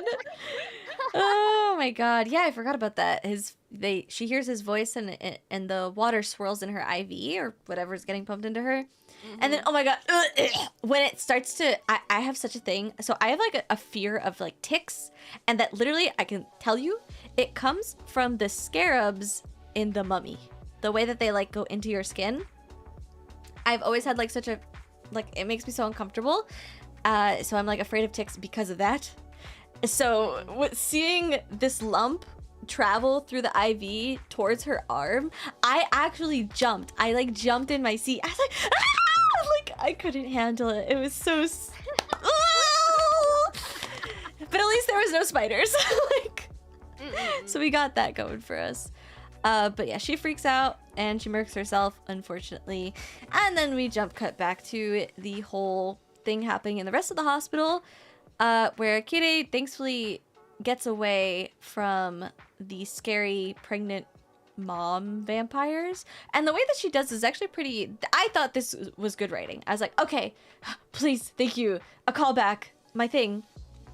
So when Shuichi visits her in the hospital at the beginning of the episode, and her cousin is in there all sick and mosquito bite covered, he sees a mosquito in the room and he sprays it with bug spray, and the cousin starts coughing. That's coughing. Yeah. So, and then he ends up leaving the bug spray in there, and it's like, you know, she's like, oh, you dumb boyfriend, why did you're making my sick cousin even more sick, whatever. But whoa, hours and hours later, she's about to get jumped by all these mosquito pregnant vampires, and she grabs the bug spray and sprays them, and she fucking kicks their asses. So yeah. I was really happy with that tie-in. I was like, yes, continuation, something making sense. And Loki, when Shushi was spraying the mosquito spray in the room and she started coughing, I was like, oh, she's gonna turn into a mosquito or something. And I was like, wait, what if the baby is a mosquito now? Like, what if the baby inside her turns into a mosquito? I was like, please don't let that happen. Please don't let that happen. It's gonna be disgusting if she just give birth like a huge, like, or like a bunch of mosquito just like flying out. Like, oh my god, please don't. Thank God it didn't happen though. But what happened after the baby was also as equally creepy. Yeah. Why don't you talk about the babies? Yes. So few days later, remember we said like there's 10 pregnant women who got admitted to the hospital, all because of the same reason, the mosquito bites, right? So they all happen, I think, to give birth on the exact same day? Question mark. And when Shuichi or Kirie went to visit the ward to look at the babies, and all of a sudden the babies had a mind on their own, and they're like talking to each other and be like, I want to go back to the warm, comfy insides again. Like, I want to feel or safe. And they have, surprisingly, they have a name for each other already. That's like, how do you guys know each other's name? Like, they're talking to each other, and like, I want to go back into my mom's womb again, and shit goes down from there. But before that, the lunch with Kirie, the bloody placentas. Oh, okay. Honestly, the food looked disgusting to me. I didn't know what it was, but she was like, "Oh, I don't like this taste. It just tastes bloody." So that's when they went to check out the cousins or whatsoever, and all of a sudden they went to the doctor, and the room is covered in mushrooms, and that looked very, very similar to what Kirie has eaten. But yeah, it's all growing out, and sooner or later you found out that this is placenta that came from the baby's umbilical cord, I believe, and it kept regrowing and regrowing because the baby wants to get attached back to the mom. So basically the whole room is covered in mushrooms, and for some reason the whole entire hospital was like, yo, this tasty, I want more. And then we go into the room, we see the cousin. that the one that Elyza really likes. Yeah, the No. the tongue. Yeah. You just basically see. I'm assuming the baby already got put in back into the cousin's stomach because there's like a cut. It's all bloody and shit. Yeah. And yeah. The girl woke up and deadass went, I want more blood. I'm thirsty still. You know, my baby, she needs more nutrients, you know, and it's not enough. And tried to go for Kirie, but for some reason, the doctor messed up and he got his tongue. He's got the tongue action in his neck. The tongue action is crazy. He got some kinky, freaky tongue action. Good for him. He felt something before he died. You know, he got something before he died. That's a good reward for him, right? Yeah. And yeah, crazy horror comes in, eat the placenta, and I don't remember what happens. Yeah. Pregnancy issues. Yeah, pregnancy. That's scary. that's what pregnancy is. Kids, don't get pregnant. That's everything we're talking about. It's all real. Everything that's all real. Yep. But the babies, first of all, the babies were talking, and I'm like, this is disturbing. I don't like children. Literally, my immediate reaction when the babies were on screen yapping, I was like, burn them. Burn them, burn it down right now. Burn it down right now. Like, I just felt so obscenely disturbed by the talking babies. Like, not cool. That's the part where I saw him like, yeah, I hate babies, bro. Yeah, I'm never having kids. Yeah, I'm like, that's the part that's like, nah, I'm not gonna ever have kids. This is gonna punk me for life. Like, you stay out of my womb. Well, definitely don't get back into it, right? Yeah. I was just like, yeah, this is horror. Of course there's going to be a baby episode, right? Because all good horror things for some reason just want to deal with babies. But I'm just like, hey man, if they want to have the perfect campaign to use protection, well, here you go. Literally. I think I also made that joke. Guys, smile. Yeah, I was like, this must be an ad for abstinence. Like, thank you. I'm already not thinking about that, and that just solidifies it. Thank you so much. This is why we grind Apex, because I'm not trying to grind any person. It's disgusting. I don't want to deal with that. The talking babies, the placentas, and the vampires. And I'm the only vampire I want to deal with. I don't want to deal with any other kind of vampire.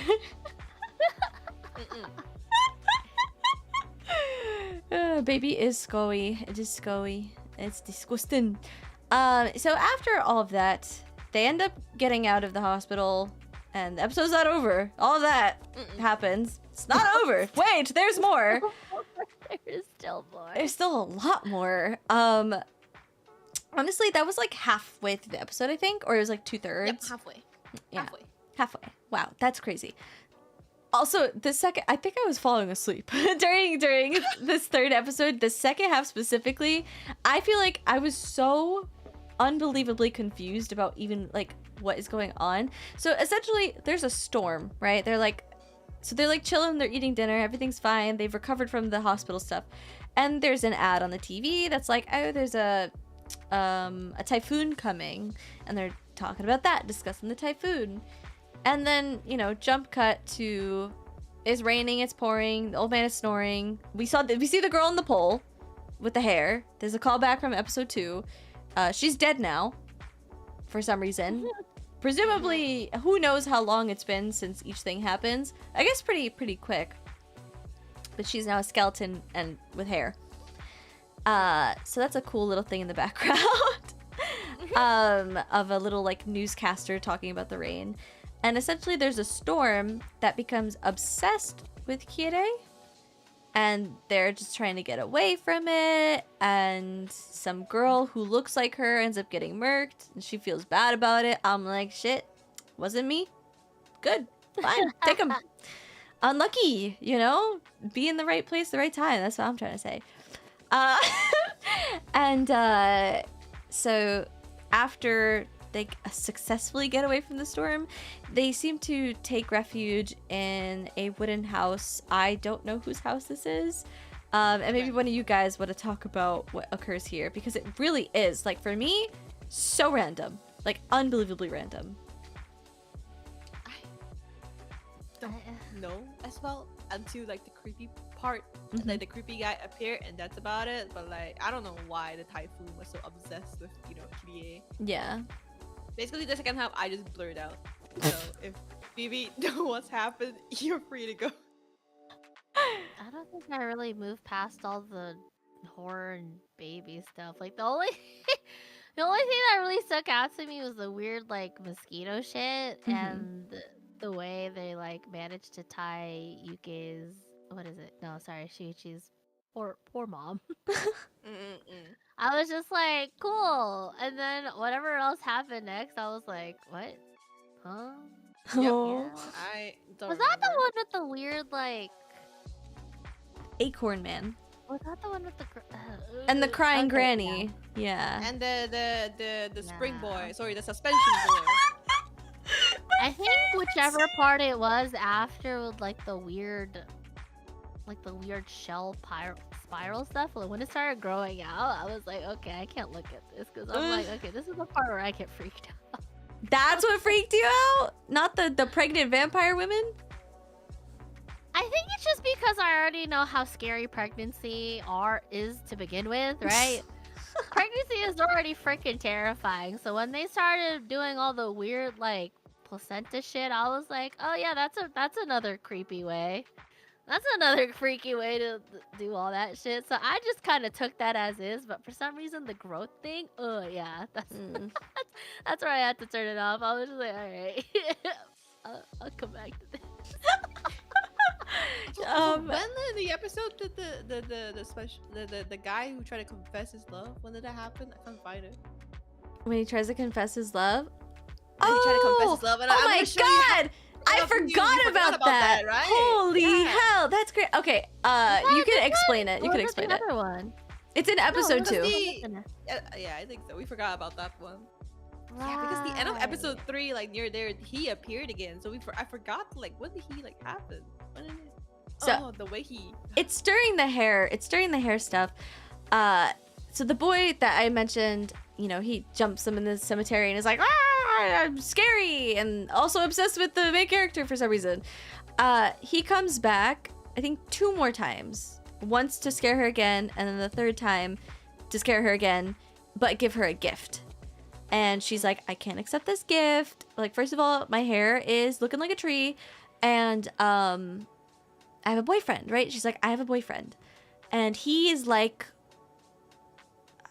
I don't even know, but he's like, I'm gonna express my love to you by walking into the street and getting hit by a car. Stopping this car. Yeah. Oh, he says, what does he say specifically? I will show you how much I love you by stopping this car for you. And then he jumps out, puts his hands out, and then he just, crashed. It's so gruesome. It's not even like a clean hit. He bounces off the front of the car. Like, blood gets stuck in the tire. Like, oh, it was so gory and gross. Yeah, my brain is like, I don't want that. Just forget it. Yeah, that was pretty depressing. Because he seemed like, from what little times we've seen him, like he was annoying. But he did give off, like, innocent, So it's really depressing to see him do that to himself. And then the little Jack-in-the-Box at the end. Oh, that was a very unsettling scene. Yeah, that was... Yeah. That was kind of like a foreshadowing to, like, the episode 3 where he appeared, right? Yeah, so at the end of episode 2, there is, like, a little after-credit scene where he raises from the grave. Something like that, right? Really? I didn't see that. Yeah, I think he raises from the grave or something like that. He's still alive. So we're gonna go back to episode 3 now. Sorry, guys. It's really convoluted. Like, I feel like we're not forgetful. Like, we're not forgetful people. But man, like, the episode is it's so much. So essentially, right, they're hiding out in the cabin because of the storm, something like that. I think maybe their house got ruined because of everyone's house typhoon. Yeah. And some guy comes to the door and he complains. I think he makes like a noise complaint or something about someone howling, and they check it out, and it's some old lady howling for some reason, and then she gets taken away. Maybe she dies. I don't know. Everyone freaking dies, and they go back to their house, and this whole time there's some peeping Tom watching Kirei because everyone's obsessed with her for some reason. And eventually, for some reason, outside of his body, he starts to see these like little acorn-looking swirl things, like cones. And they start growing and growing, and they end up growing through the wall. And everyone's like, "Oh my god, it's growing through the wall! Disgusting! What the hell?" And he chases after Kirei, and he gets within an inch of her face. Like, you know, he was this close to giving her a big pointy kiss. What'd that tongue do? That shit was pointy as hell. And he gets hit by, what was it? A tree? A tree, yes. Yeah. Because I'm thinking probably the typhoon was also obsessed with her and decided to save her or some shit. But yeah. Yeah, she's got hose on hose. Yeah, that's She right. got shooters. She got ops. They're like, oh, they're all just. I was gonna say I want to be like her, but I was like, I thought again about her experience. I'm like, nah, I don't. No, wanna I'm be good like her. on that. I'm good. No. I don't need any of that. I'm chilling. Thank you though. Oh gosh. So yeah, he gets hit by a tree. So all of the agency of this crazy thing that's about to kill her baby, it gets hit by a tree, almost comically by the storm, whatever, the way that it is animated. And then her whole family kind of piles on her to prevent her from flying away in the storm. And then in the distance, who do they see? I would like you guys to explain this. Something bouncing up and down like a spring. I wonder what was that? Yes. It's the you're fucked for that. You're Sorry. Party foul. Party foul. That was the only thing that went through my head. I was like, because I don't know, maybe because all the body horror stuff, like I'm just desensitized to that thing. But like, yeah. As soon as I saw the spring, I just hear it going back. My fault. Anyways. Yeah, the guy that was in love with her and also was gonna give her a Jack in the Box. Can you not touch my Tostitos? Sorry, my cat's being annoying. So the guy that was obsessed with her and had the Jack in the Box, he, I guess, becomes a Jack in the Box and essentially starts running or bouncing towards them. His intestines fall out of his body. Freaky. But then he just kind of falls apart until he's just the torso up, and then there's a spring. And he bounces and jumps at them, but jumps past them and dies. This was like... There was no way that they made the scene without laughing. Like, surely they were not making this and being like, this is terrifying, this is horrifying, this is gonna freak people out, this bouncy boy, and literally having the main, this is literally how it ends. I'm not kidding. I have a note here. I have very few notes because I was so baffled by this show. I have very few notes. I have 2 notes, and literally one of them is Shuichi, after the guy bounces past them and dies again, he just says, quote, "I think that's a suspension from a car." And then that's it. That's the episode. That's how it ends. Like, what the fuck? I literally said, what the fuck am I watching? Like, that shit had made me mad. I was actually mad at the end of episode 3. Oh my god, that's a suspension from his body. That's it. That's all you can say. Literally it.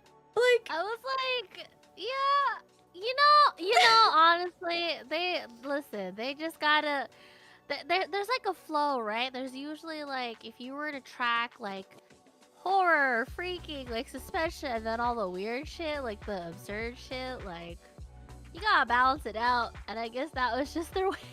their way of trying to balance it because they already traumatized us with all the freaky shit in the earlier. They're just like, yeah, let's just remind you how weird everything is. You know? Yeah. Probably just leading into that more. And also everyone's reactions, like as we progress further and further into the show, right?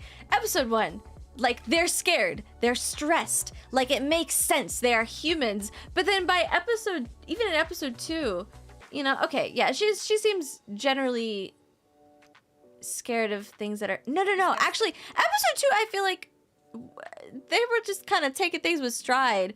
And even I'm sorry, episode 3, right? Why was she not upset that she just watched some kid get fried? Like, where was the time to process that? She just didn't even care. This woman is a serial killer. She did not give a fuck. She was like, damn, unlucky. Next thing. Like, damn, unlucky. Next thing. Vampire people, whatever. A time for me to chow down on some freaking noodles. Like, they get what? No one cares about anything. Let's just do dishes and not care. Like, and even when she sees the guy bouncing towards them, all stitched up and dead, she's like, Yama, whatever his name is? Like, why are you asking? Like, he just walked into the room at an unexpected time. Like, you're just, I don't know, you're in class, and he walked in with, like, a shirt that's too pink or something. It was such a mundane reaction to a dead person is bouncing towards you and falling apart. Like, I have so many questions. I mean, one, it adds the whole absurdity of just the situation. And then the second part of it, was like, call it back to, like, our own quote-unquote lore, right? Like, when the earth, like, the sky started falling and all that shit started happening for us. I'm like, do you ever really have time to, like, process that trauma? No, like, pack it up, you know? Move on, like let's deal with this shit first. It's just, unfortunately for them, it's just didn't stop coming, you know? And they don't stop coming, and they don't stop coming. Not even a scream or anything when, like, you see it for the first time. It's insane. I think I'll go crazy if I see anything that happen again. Like, a fucking half-gone body with a spraying jack in the box comes sprinting to you. Got at least a scream or something. I feel like some of you guys will be laughing at so screaming, though. Listen, alright? As someone that has worked in that line of work where, like, you just deal with trauma, like, at some point you just gotta start drawing the line. Like, wow, that was really fucked up. Anyway, can't say that while laughing. Laughing is a coping mechanism for me. Sorry. But yeah, I don't know if it's just because, like, I'm, again, having been a nurse, like, at some point when you are faced with trauma after trauma after trauma and some nonsense, like, it's either you let it A, consume you, or B, you put it in a neat little box. Yeah, I suppose. I just There's also, like, there's the whole desensitizing thing too. Yeah, like, yeah. They already know there is some shit, and again, because of how packed all the episodes are, it was really hard to get like a general time frame of, like, the downtime in between these things. But if they're as short as it was, I really don't fault them that much for, like, going from, oh my god, this is freaky, to just being like, oh, Sir Jack in the Box, like, just a typical Thursday afternoon type. Like, you got mad at the laugh, saying you laugh in a serious situation. I mean, that's not like I'm laughing at them. It's more just like a nervous laugh, like, ha ha, like, wow. You know, she was not nervous laughing. She wasn't anything. She was like, damn, is that the dead guy that liked me and I watched him kill himself? Like, unlucky. Catch out on this lo mein? Like, I don't even understand. Like, I don't know, but that's it. It was quite the cut of him literally just being like, I think that's a suspension from a car, and then it just cut. I couldn't believe it. I was like, you really, How dare you run the credits after that line? What the fuck?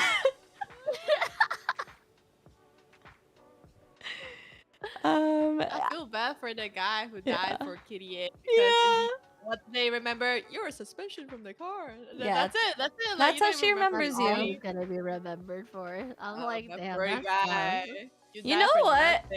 I fuck with Shuichi, cause you know what? He kind of mocked that guy. Like, oh, you're hitting on my girl. I'm about to point out nothing about you except for the fact that there's a suspension from a car inside of your body. You get fucking owned. Get shit on. That's crazy. What would you guys rate episode 3? Can I say 6 because of the Yeah, they get bonus points. They get bonus points. Yeah, they get a bonus point.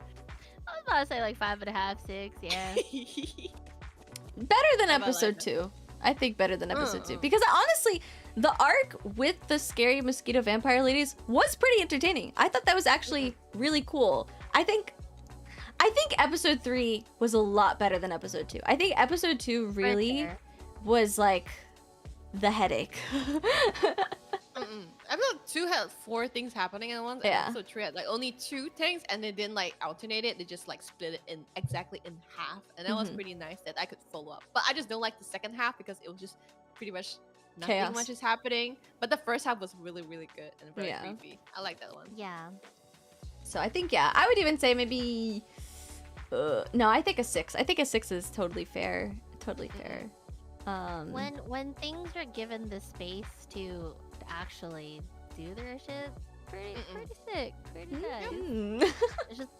It's just really unfortunate that episode 2 is where a lot of the delays were, right? I mean, I would it has assume, to yeah. just base off of that, Yeah. what we saw. So, that's episode 3. Now, episode 4 starts off, and this is the funny thing, right? So the pacing is so crazy. Episode 2 it gets a little bit better. Episode 3, but it's still insane. But by the time we hit episode 4, like, it was like refreshing. I don't know. The way that it starts, I feel like is so refreshing. Quite literally, because also we are, for the first time, introduced to a character other than our main people. And it's a news team, right? Is it a news team? Yep, news team. Yeah. It's a news team with a hot babe, right, as the anchor. And they were hearing about the crazy typhoon. And then they pull up. But unfortunately, they meet a bad end. You know, the Ben drowned lore, but it's them. Their car gets yeeted by a tornado, and she's the single survivor from the crash. And when, you know, she's comes to the realization that something horrible's happened, the 2 people she was with have passed, she walks off on her own to investigate and finds that the whole entire town is in shambles, completely destroyed, you know, back from what we first saw. And also, okay, I do say refreshing, but then there's the gangs, the tornado gangs, if you guys want to talk about that. The like Power Ranger posing.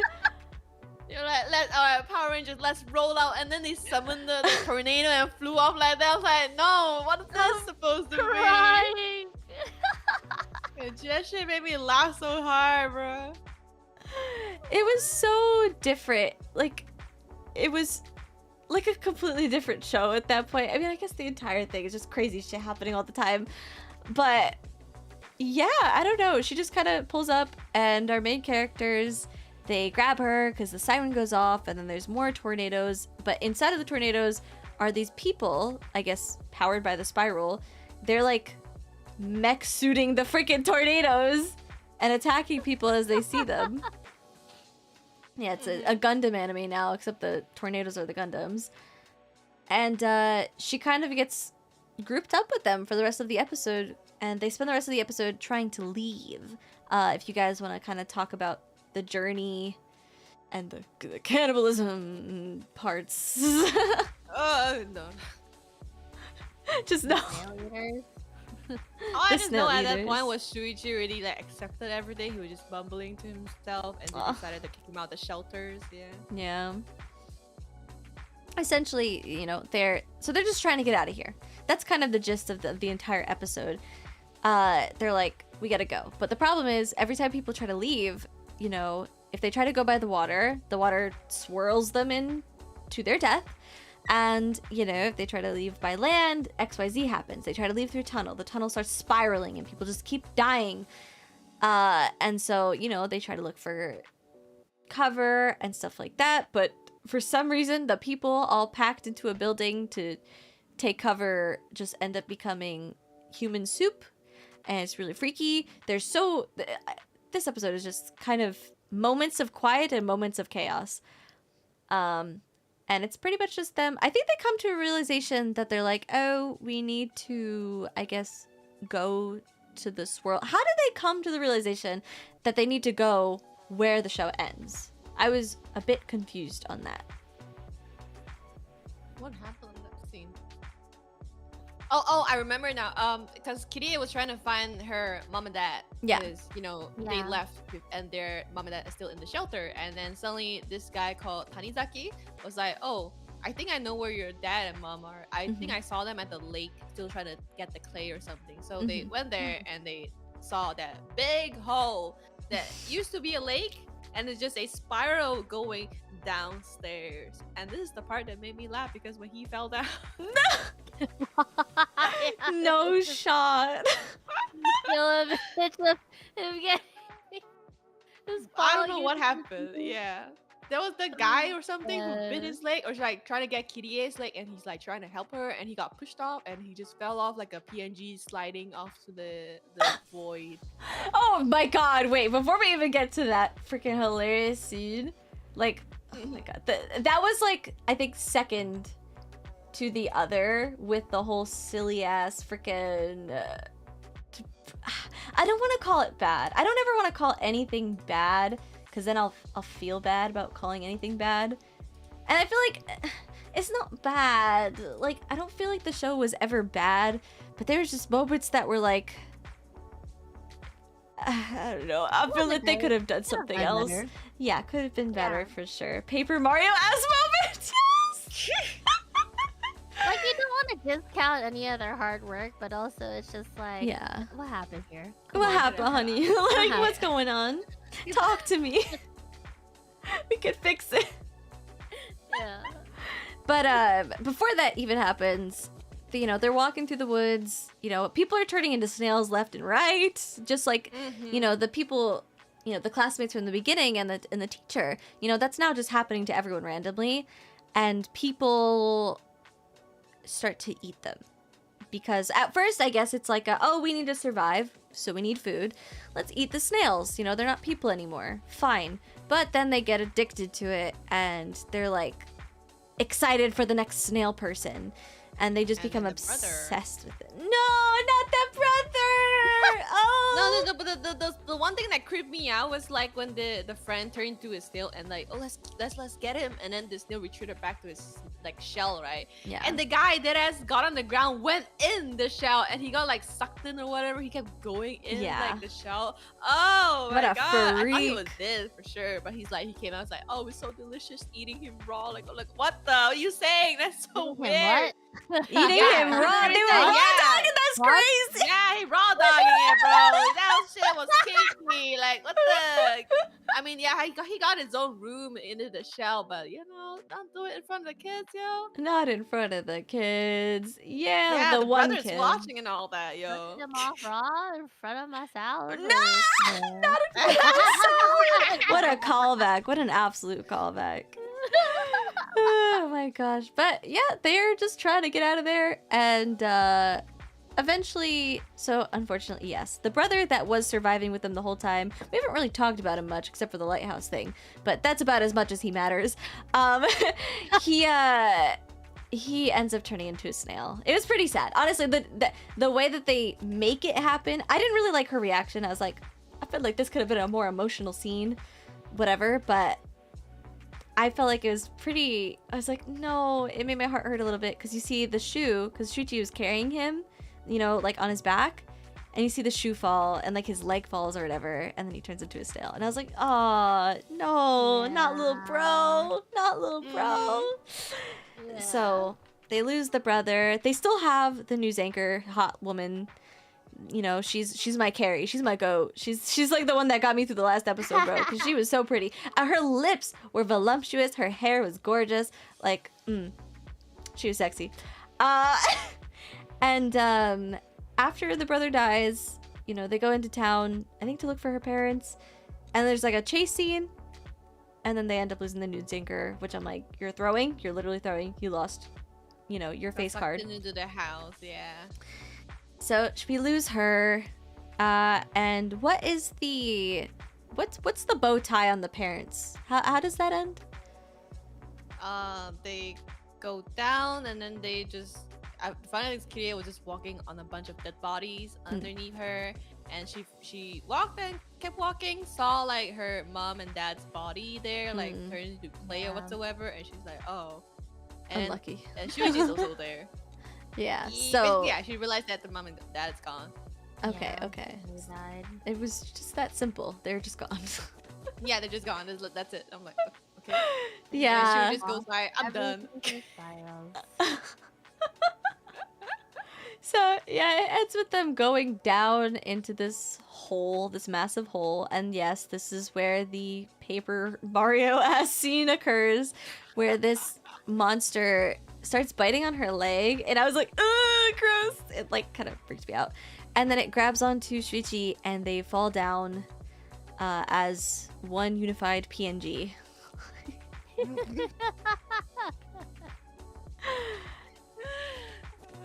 And she follows down to, you know, go after them. And they basically get to the heart of Uzumaki, which is like this living kind of alien creature or spirit. I don't know. Something. Yeah. It's freaky. It's really freaky. I mean, I guess you could compare it to, there's like have you guys ever heard of the I think it's mushrooms or fungi, something like that. Well, mushrooms, whatever. So it's these mushrooms, right? That I think they latch onto ants and they take over their brains and make them like think that they're doing everything for the mushroom, and then they find a spot. The cordyceps? Like the Last of Us one? Yes, Yeah. yes. So I kind of feel like maybe the design is like a mushroom, something like that. The way that they work, because they mess with your brain, you know, in like a psychedelic way, and it kind of takes over the people. So I feel like maybe the concept was based loosely on that. But yeah, they find out it's this living thing, you know, that, you know, just keeps coming and it just keeps coming. And he gets hurt, right? And she's faced with the decision to stay or leave. And what does she choose? Chose to give up at the guy. Right? Yeah. Because the guy was like, you know what, at this point, I'm already done. We should just accept it because I really can't stand it anymore. We cannot fight back the spiral. Like, what's your choice, Kiria? And Kiria's like, it's okay, my love. I got you. I will join you as well. And they start, like the snake episode from episode 2, they start spinning, coiling up together. And yeah, the whole town at the end, the final shot showing you the entire town, everything, the house, all in a spiral. Da da da! Yeah. Mic drop, mic drop. Yeah, they decided to stay, you know? They gave in, they gave up, they gave in, they did not listen to the never back down, never what. They forgot the what and they stayed. And they swirled. But they didn't swirl as gross as the snakes in the episode 2, which I was like, thank God, because that was such a disgusting scene to see their arms all like swirly and their faces swirl and stuff. It was like Did they have their shoes on too? Yeah, they had their shoes on. They did have their shoes on. And that's how that all ends. And And then there's a really cool... So I had actually... Might be my second favorite thing from the show, which I know is like kind of silly, but it's actually an after credit scene in episode 4. Where there's a girl and a boy. The girl, super cute. Love the dark hair. I feel like all the characters that had dark hair in Junji Ito, or not in Junji Ito, I'm dumb, in Uzumaki, they're all gorgeous. Like, he must have really... He's like, I like these. I like the dark hair. We gotta make them look beautiful. It was a wave. Also, I just love bangs. Yeah, he has a type, for sure. And so she is going to school. Same town. Everything's the same, but, well, not the same, because it looks normal. Which it's like, what the hell? You know, why is the town back? Where's all of our characters? Well, they're all dead. This is essentially the crux of the show is it will just happen. You know, you're like along for the ride. You don't get to choose. You don't get to stop it. And it'll keep happening. Why and how people just pull up and are like, yeah, I want to move here where this disaster happened. Even if they don't know what horrors literally happened, they can still see all the houses broken down, but whatever. Real estate is real estate. So the town gets renewed and it's all back to normal. And there's this cute couple. Only this time, the girl with the black hair is the one saying, hey, this shit's kind of weird. We should get out of town. Out of here. Yeah. That shit was fire. I was like, all right. I was like, fine. The way she said it with that good look on her face. She's sexy, yo. Yeah. But I just thought it was a really cool tie back. Like, she literally says the same exact line that Shuichi had said in episode 1. So I thought that was a really cool bow tie moment. Yep. Yeah. It's doomed.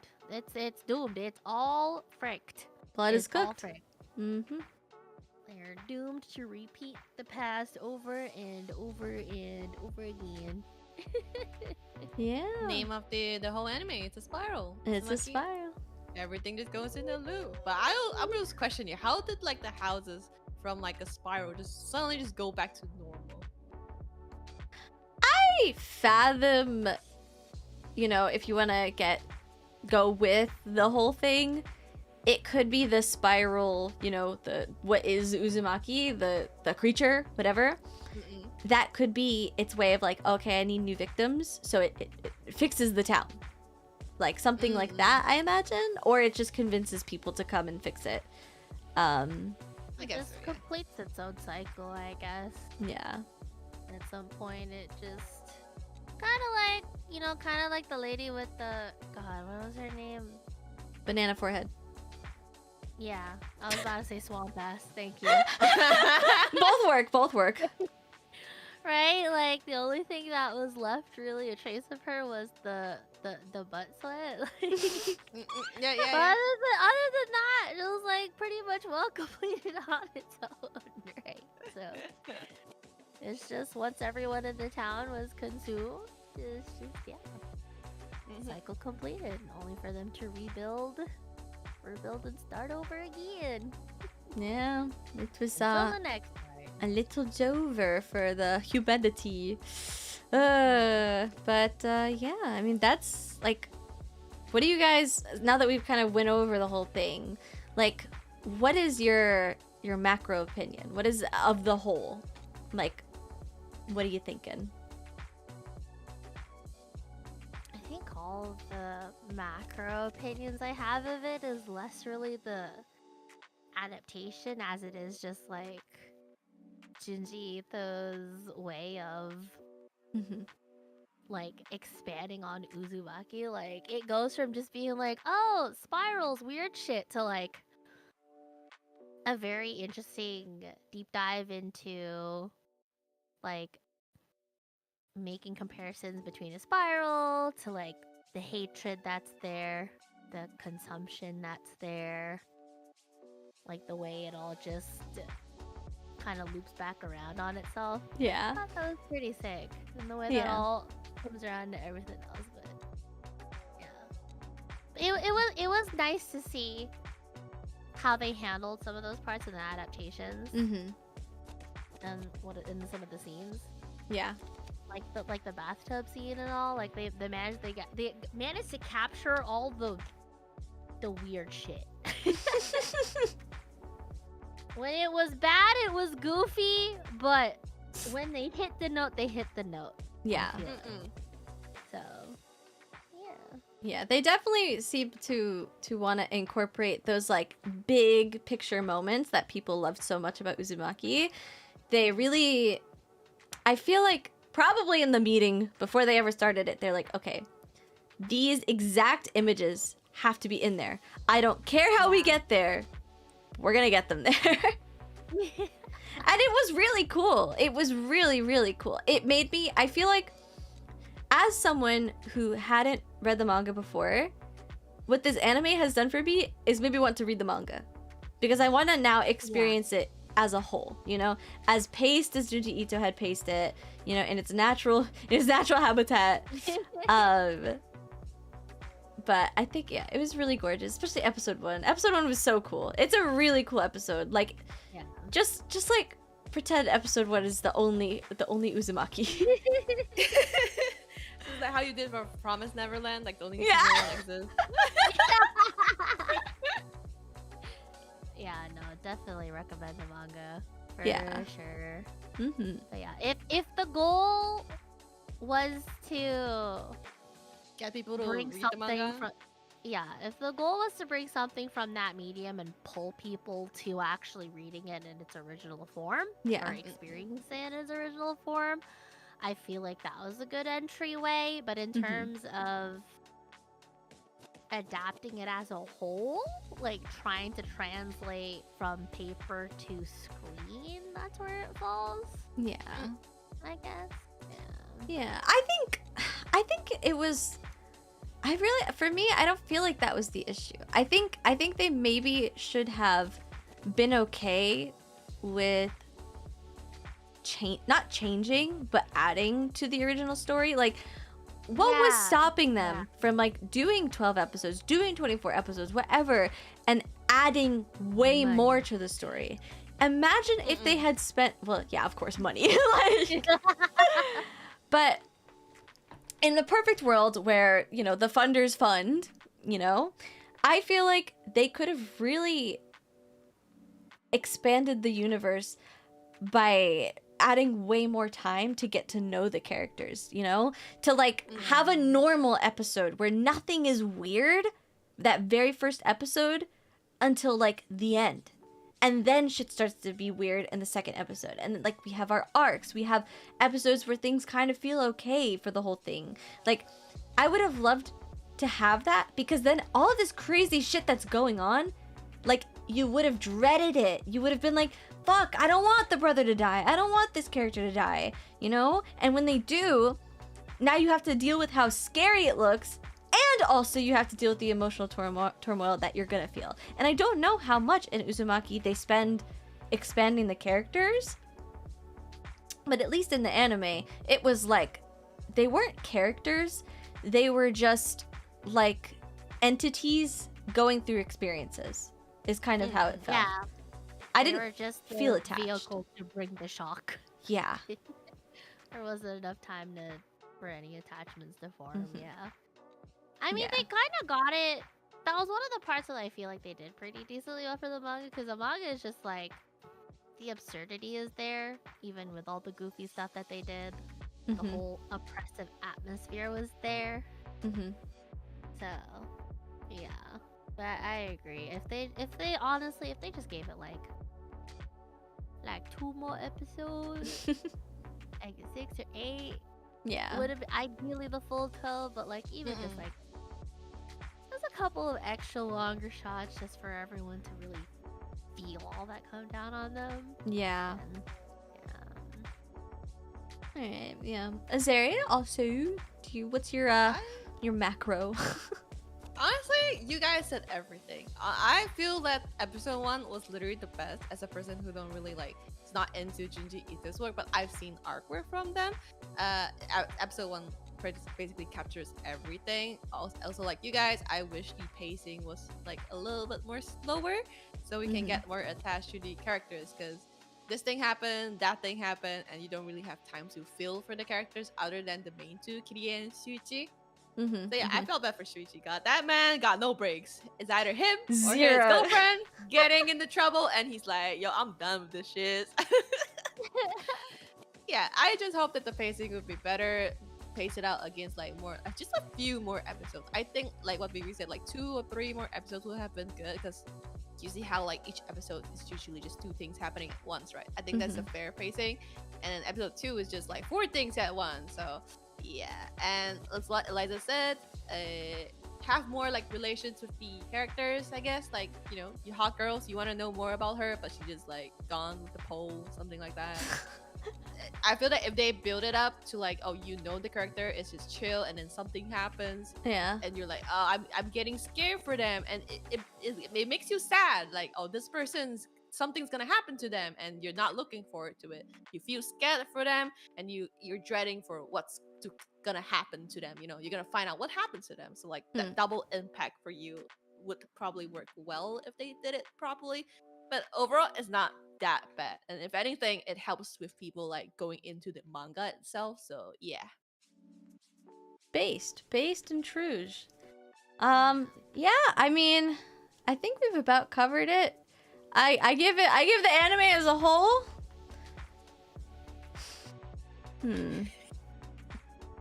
as a whole,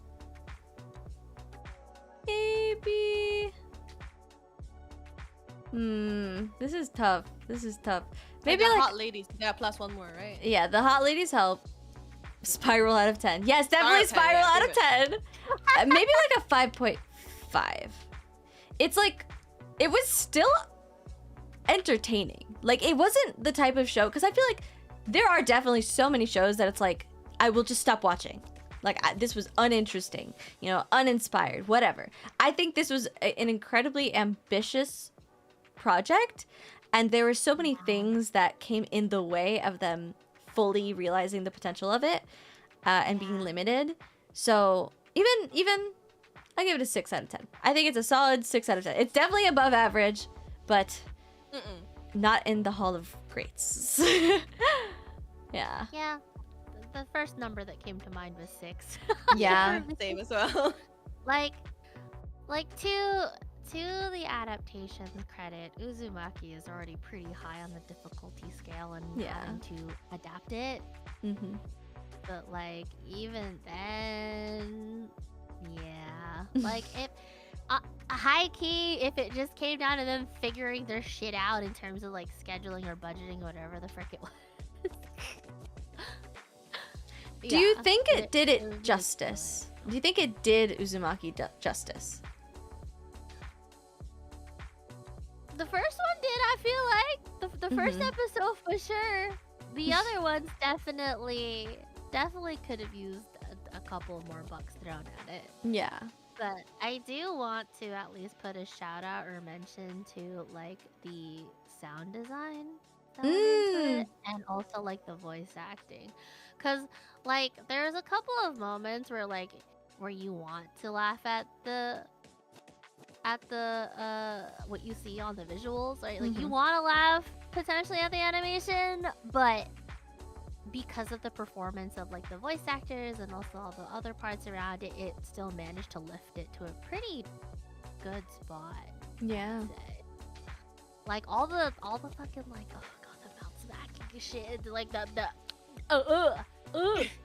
like, even though like it was goofy as hell, if I just like closed my eyes a little bit and just heard some of the sound design that went in that, I'm like, okay, yeah, that's still pretty freaky. Yeah, the music was so good. The music was actually so freaking good. Yeah, music and voice acting, like they definitely hard carried where the animation and the pacing were lacking. Yeah, and where they did clearly, like, I mean, like the thing is with the animation or like the art, like you see like when a guy in that, I think it's the first episode, I remember his face, like he had all the etchings, all those tiny etchings. Like there are so many details in the art itself. Like I almost feel like it's less about, I guess I don't know enough about animation because it is people drawing frame to frame sometimes, right? Yeah. I don't know how often that was occurring here, but I almost feel like it's less on the art side and more on the animation side, because I've never felt like the art was bad. It always looked incredible. It looked like I'm reading a really cool manga and stuff like that, and the fluidity was also really nice. The facial expressions were really nice. It was just those random moments where it was like you could tell they just like whatever, just did whatever. I'm going to load up CapCut really quick and just do that. CapCut.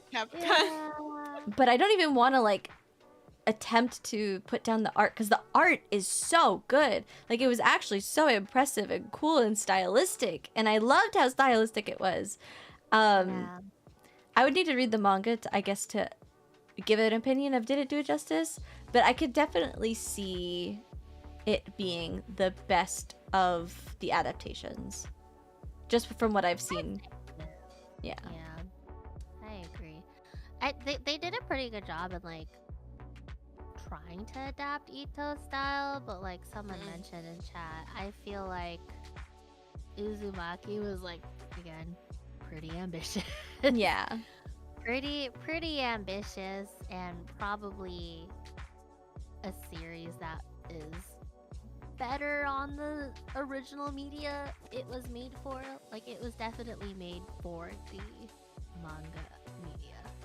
Like, one of my, I don't know, it was like, the more I watch Uzumaki, the more I'm thinking back to like other Junji Ito works, like some of the slice of life stuff. Like, honestly, high key, if they were to do another adaptation, I hope they do the ones with his cats. I feel like that would translate so much more better to the screen than Uzumaki. Because again, Uzumaki is ambitious as fuck, but the ones when he talks about his daily life with his cats, oh my god, that one, I feel like that one would actually pop off. Hell Like, everyone yeah. loves cats, yeah. Yeah. Yeah.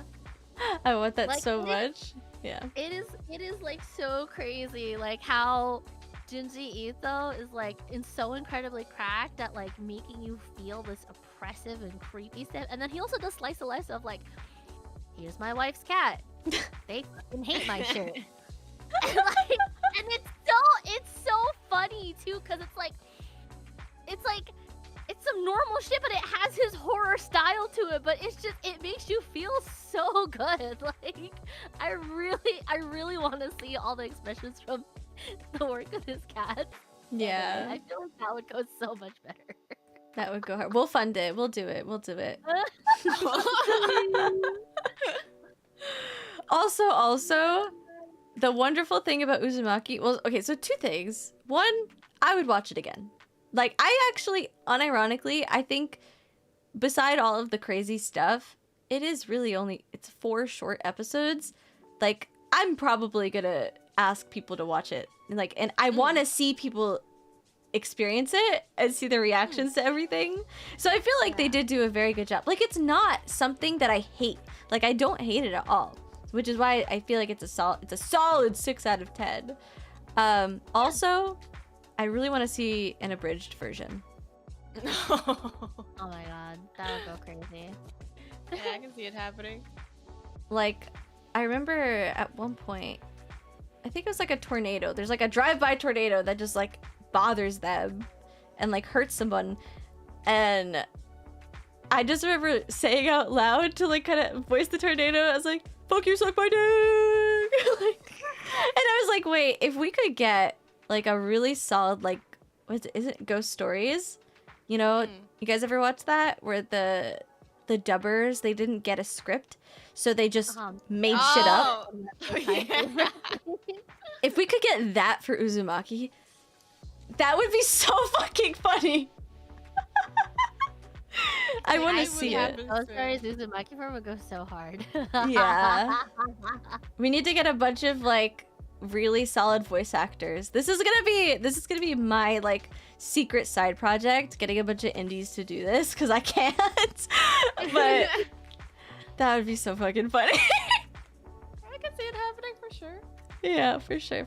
I'll be looking out. I'm just gonna be typing up once a month Uzumaki abridged version. It's gonna be so funny. She's gonna be so happy and posting it at everyone. I found it, guys. I found the abridged version. Someone finally did it. Oh my gosh. Yeah, that would be awesome. Well, thank you guys for doing this with me. Thank you for having us. Yeah. I know doing a podcast is maybe as equally ambitious about Uzumaki as Uzumaki was to make. So I appreciate you guys watching it and sitting here and talking with me. Do you have any like final thoughts? I mean, it was sad that we couldn't watch it together, but coming together and talk about it, laughing at the same part was really fun, you know? I enjoyed it a lot. Yeah. As much as it would have been nice to watch it together, the fact that we all managed to have our own time and space to engage with it in a way that we would engage it, I feel gave us a more rounded look at it, if that makes any sense, right? Because like if we were to watch it together, we probably would like point shit out, and like we probably could have done that here, but it was nice seeing how it all came together. Yeah. Finally at the podcast, so. But yeah. For sure. Well, thank you everyone for watching. I'm so happy we finally got to do this. I have been itching for this, and this was honestly so much fun. We yapped like crazy, and we had a great time. I hope my, ankle biters and bell chimes and Azakins, I feel like I'm always saying it wrong. I hope you guys also had a wonderful time watching. Nailed it. Hell yeah. Remember, guys, go to our chat and talk about the tongue action, you know? Yes, tongue action. It will haunt you forever. The in and out of the tongue in throat. What that tongue do? What that tongue do? Babu! But thank you guys so much for watching. Tomorrow is it today already? Oh my god, it's today already. Wow, holy shit. Happy no more Halloween. It's November, bitches, if you're in EST at least. Time flies by when you're having fun. Look out for the announcement of our next show. We'll be announcing it maybe tomorrow, day after. We'll take time to decide. Sorry, my stomach keeps grumbling. I don't know if you guys can hear it. I'm mad hungry. I'm about to munch on some snail. But yeah, thank you guys so much for watching. If you liked it, fucking smash like and subscribe and comment, share it, talk about it. I'm gonna be making maybe a nicer cut down version eventually to get posted on Spotify, so look out for that. And yeah, I hope you guys had a great time. Do you guys have anything going on? Anything to announce? Anything upcoming? Hysteria's monetization! Woo! Yeah, basically. Woo! I missed my birthday. What is the date and time? I may not know the exact date and time. What is the exact date and time? So, Hysteria's monetization is on November 2nd, 3rd in Japan time. Yep. 7 p.m. EST. I believe it'll be 8 a.m. JST. Yeah, it's not daylight yet. Yes. So 7 p.m. then- EST, correct? 7 p.m. EST, 8 a.m. JST, and then Mischief's birthday falls on November 5th. When is she planning on going live? Does she have any time, like a time slot yet? Did she mention it yet? Well, she'll mention it on her schedule. You mentioned it, she said. Birthday Yeah. celebration, yeah. But yeah, clear out your schedules for Saturday and Tuesday. And every day, you should be watching EVE's, the EVE's all the time. Well, you better have one screen dedicated to us. Yes. A whole monitor just for us.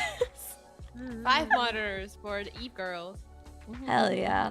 Yeah. Shout out my wife for knowing all the dates. Love my wife. Yeah.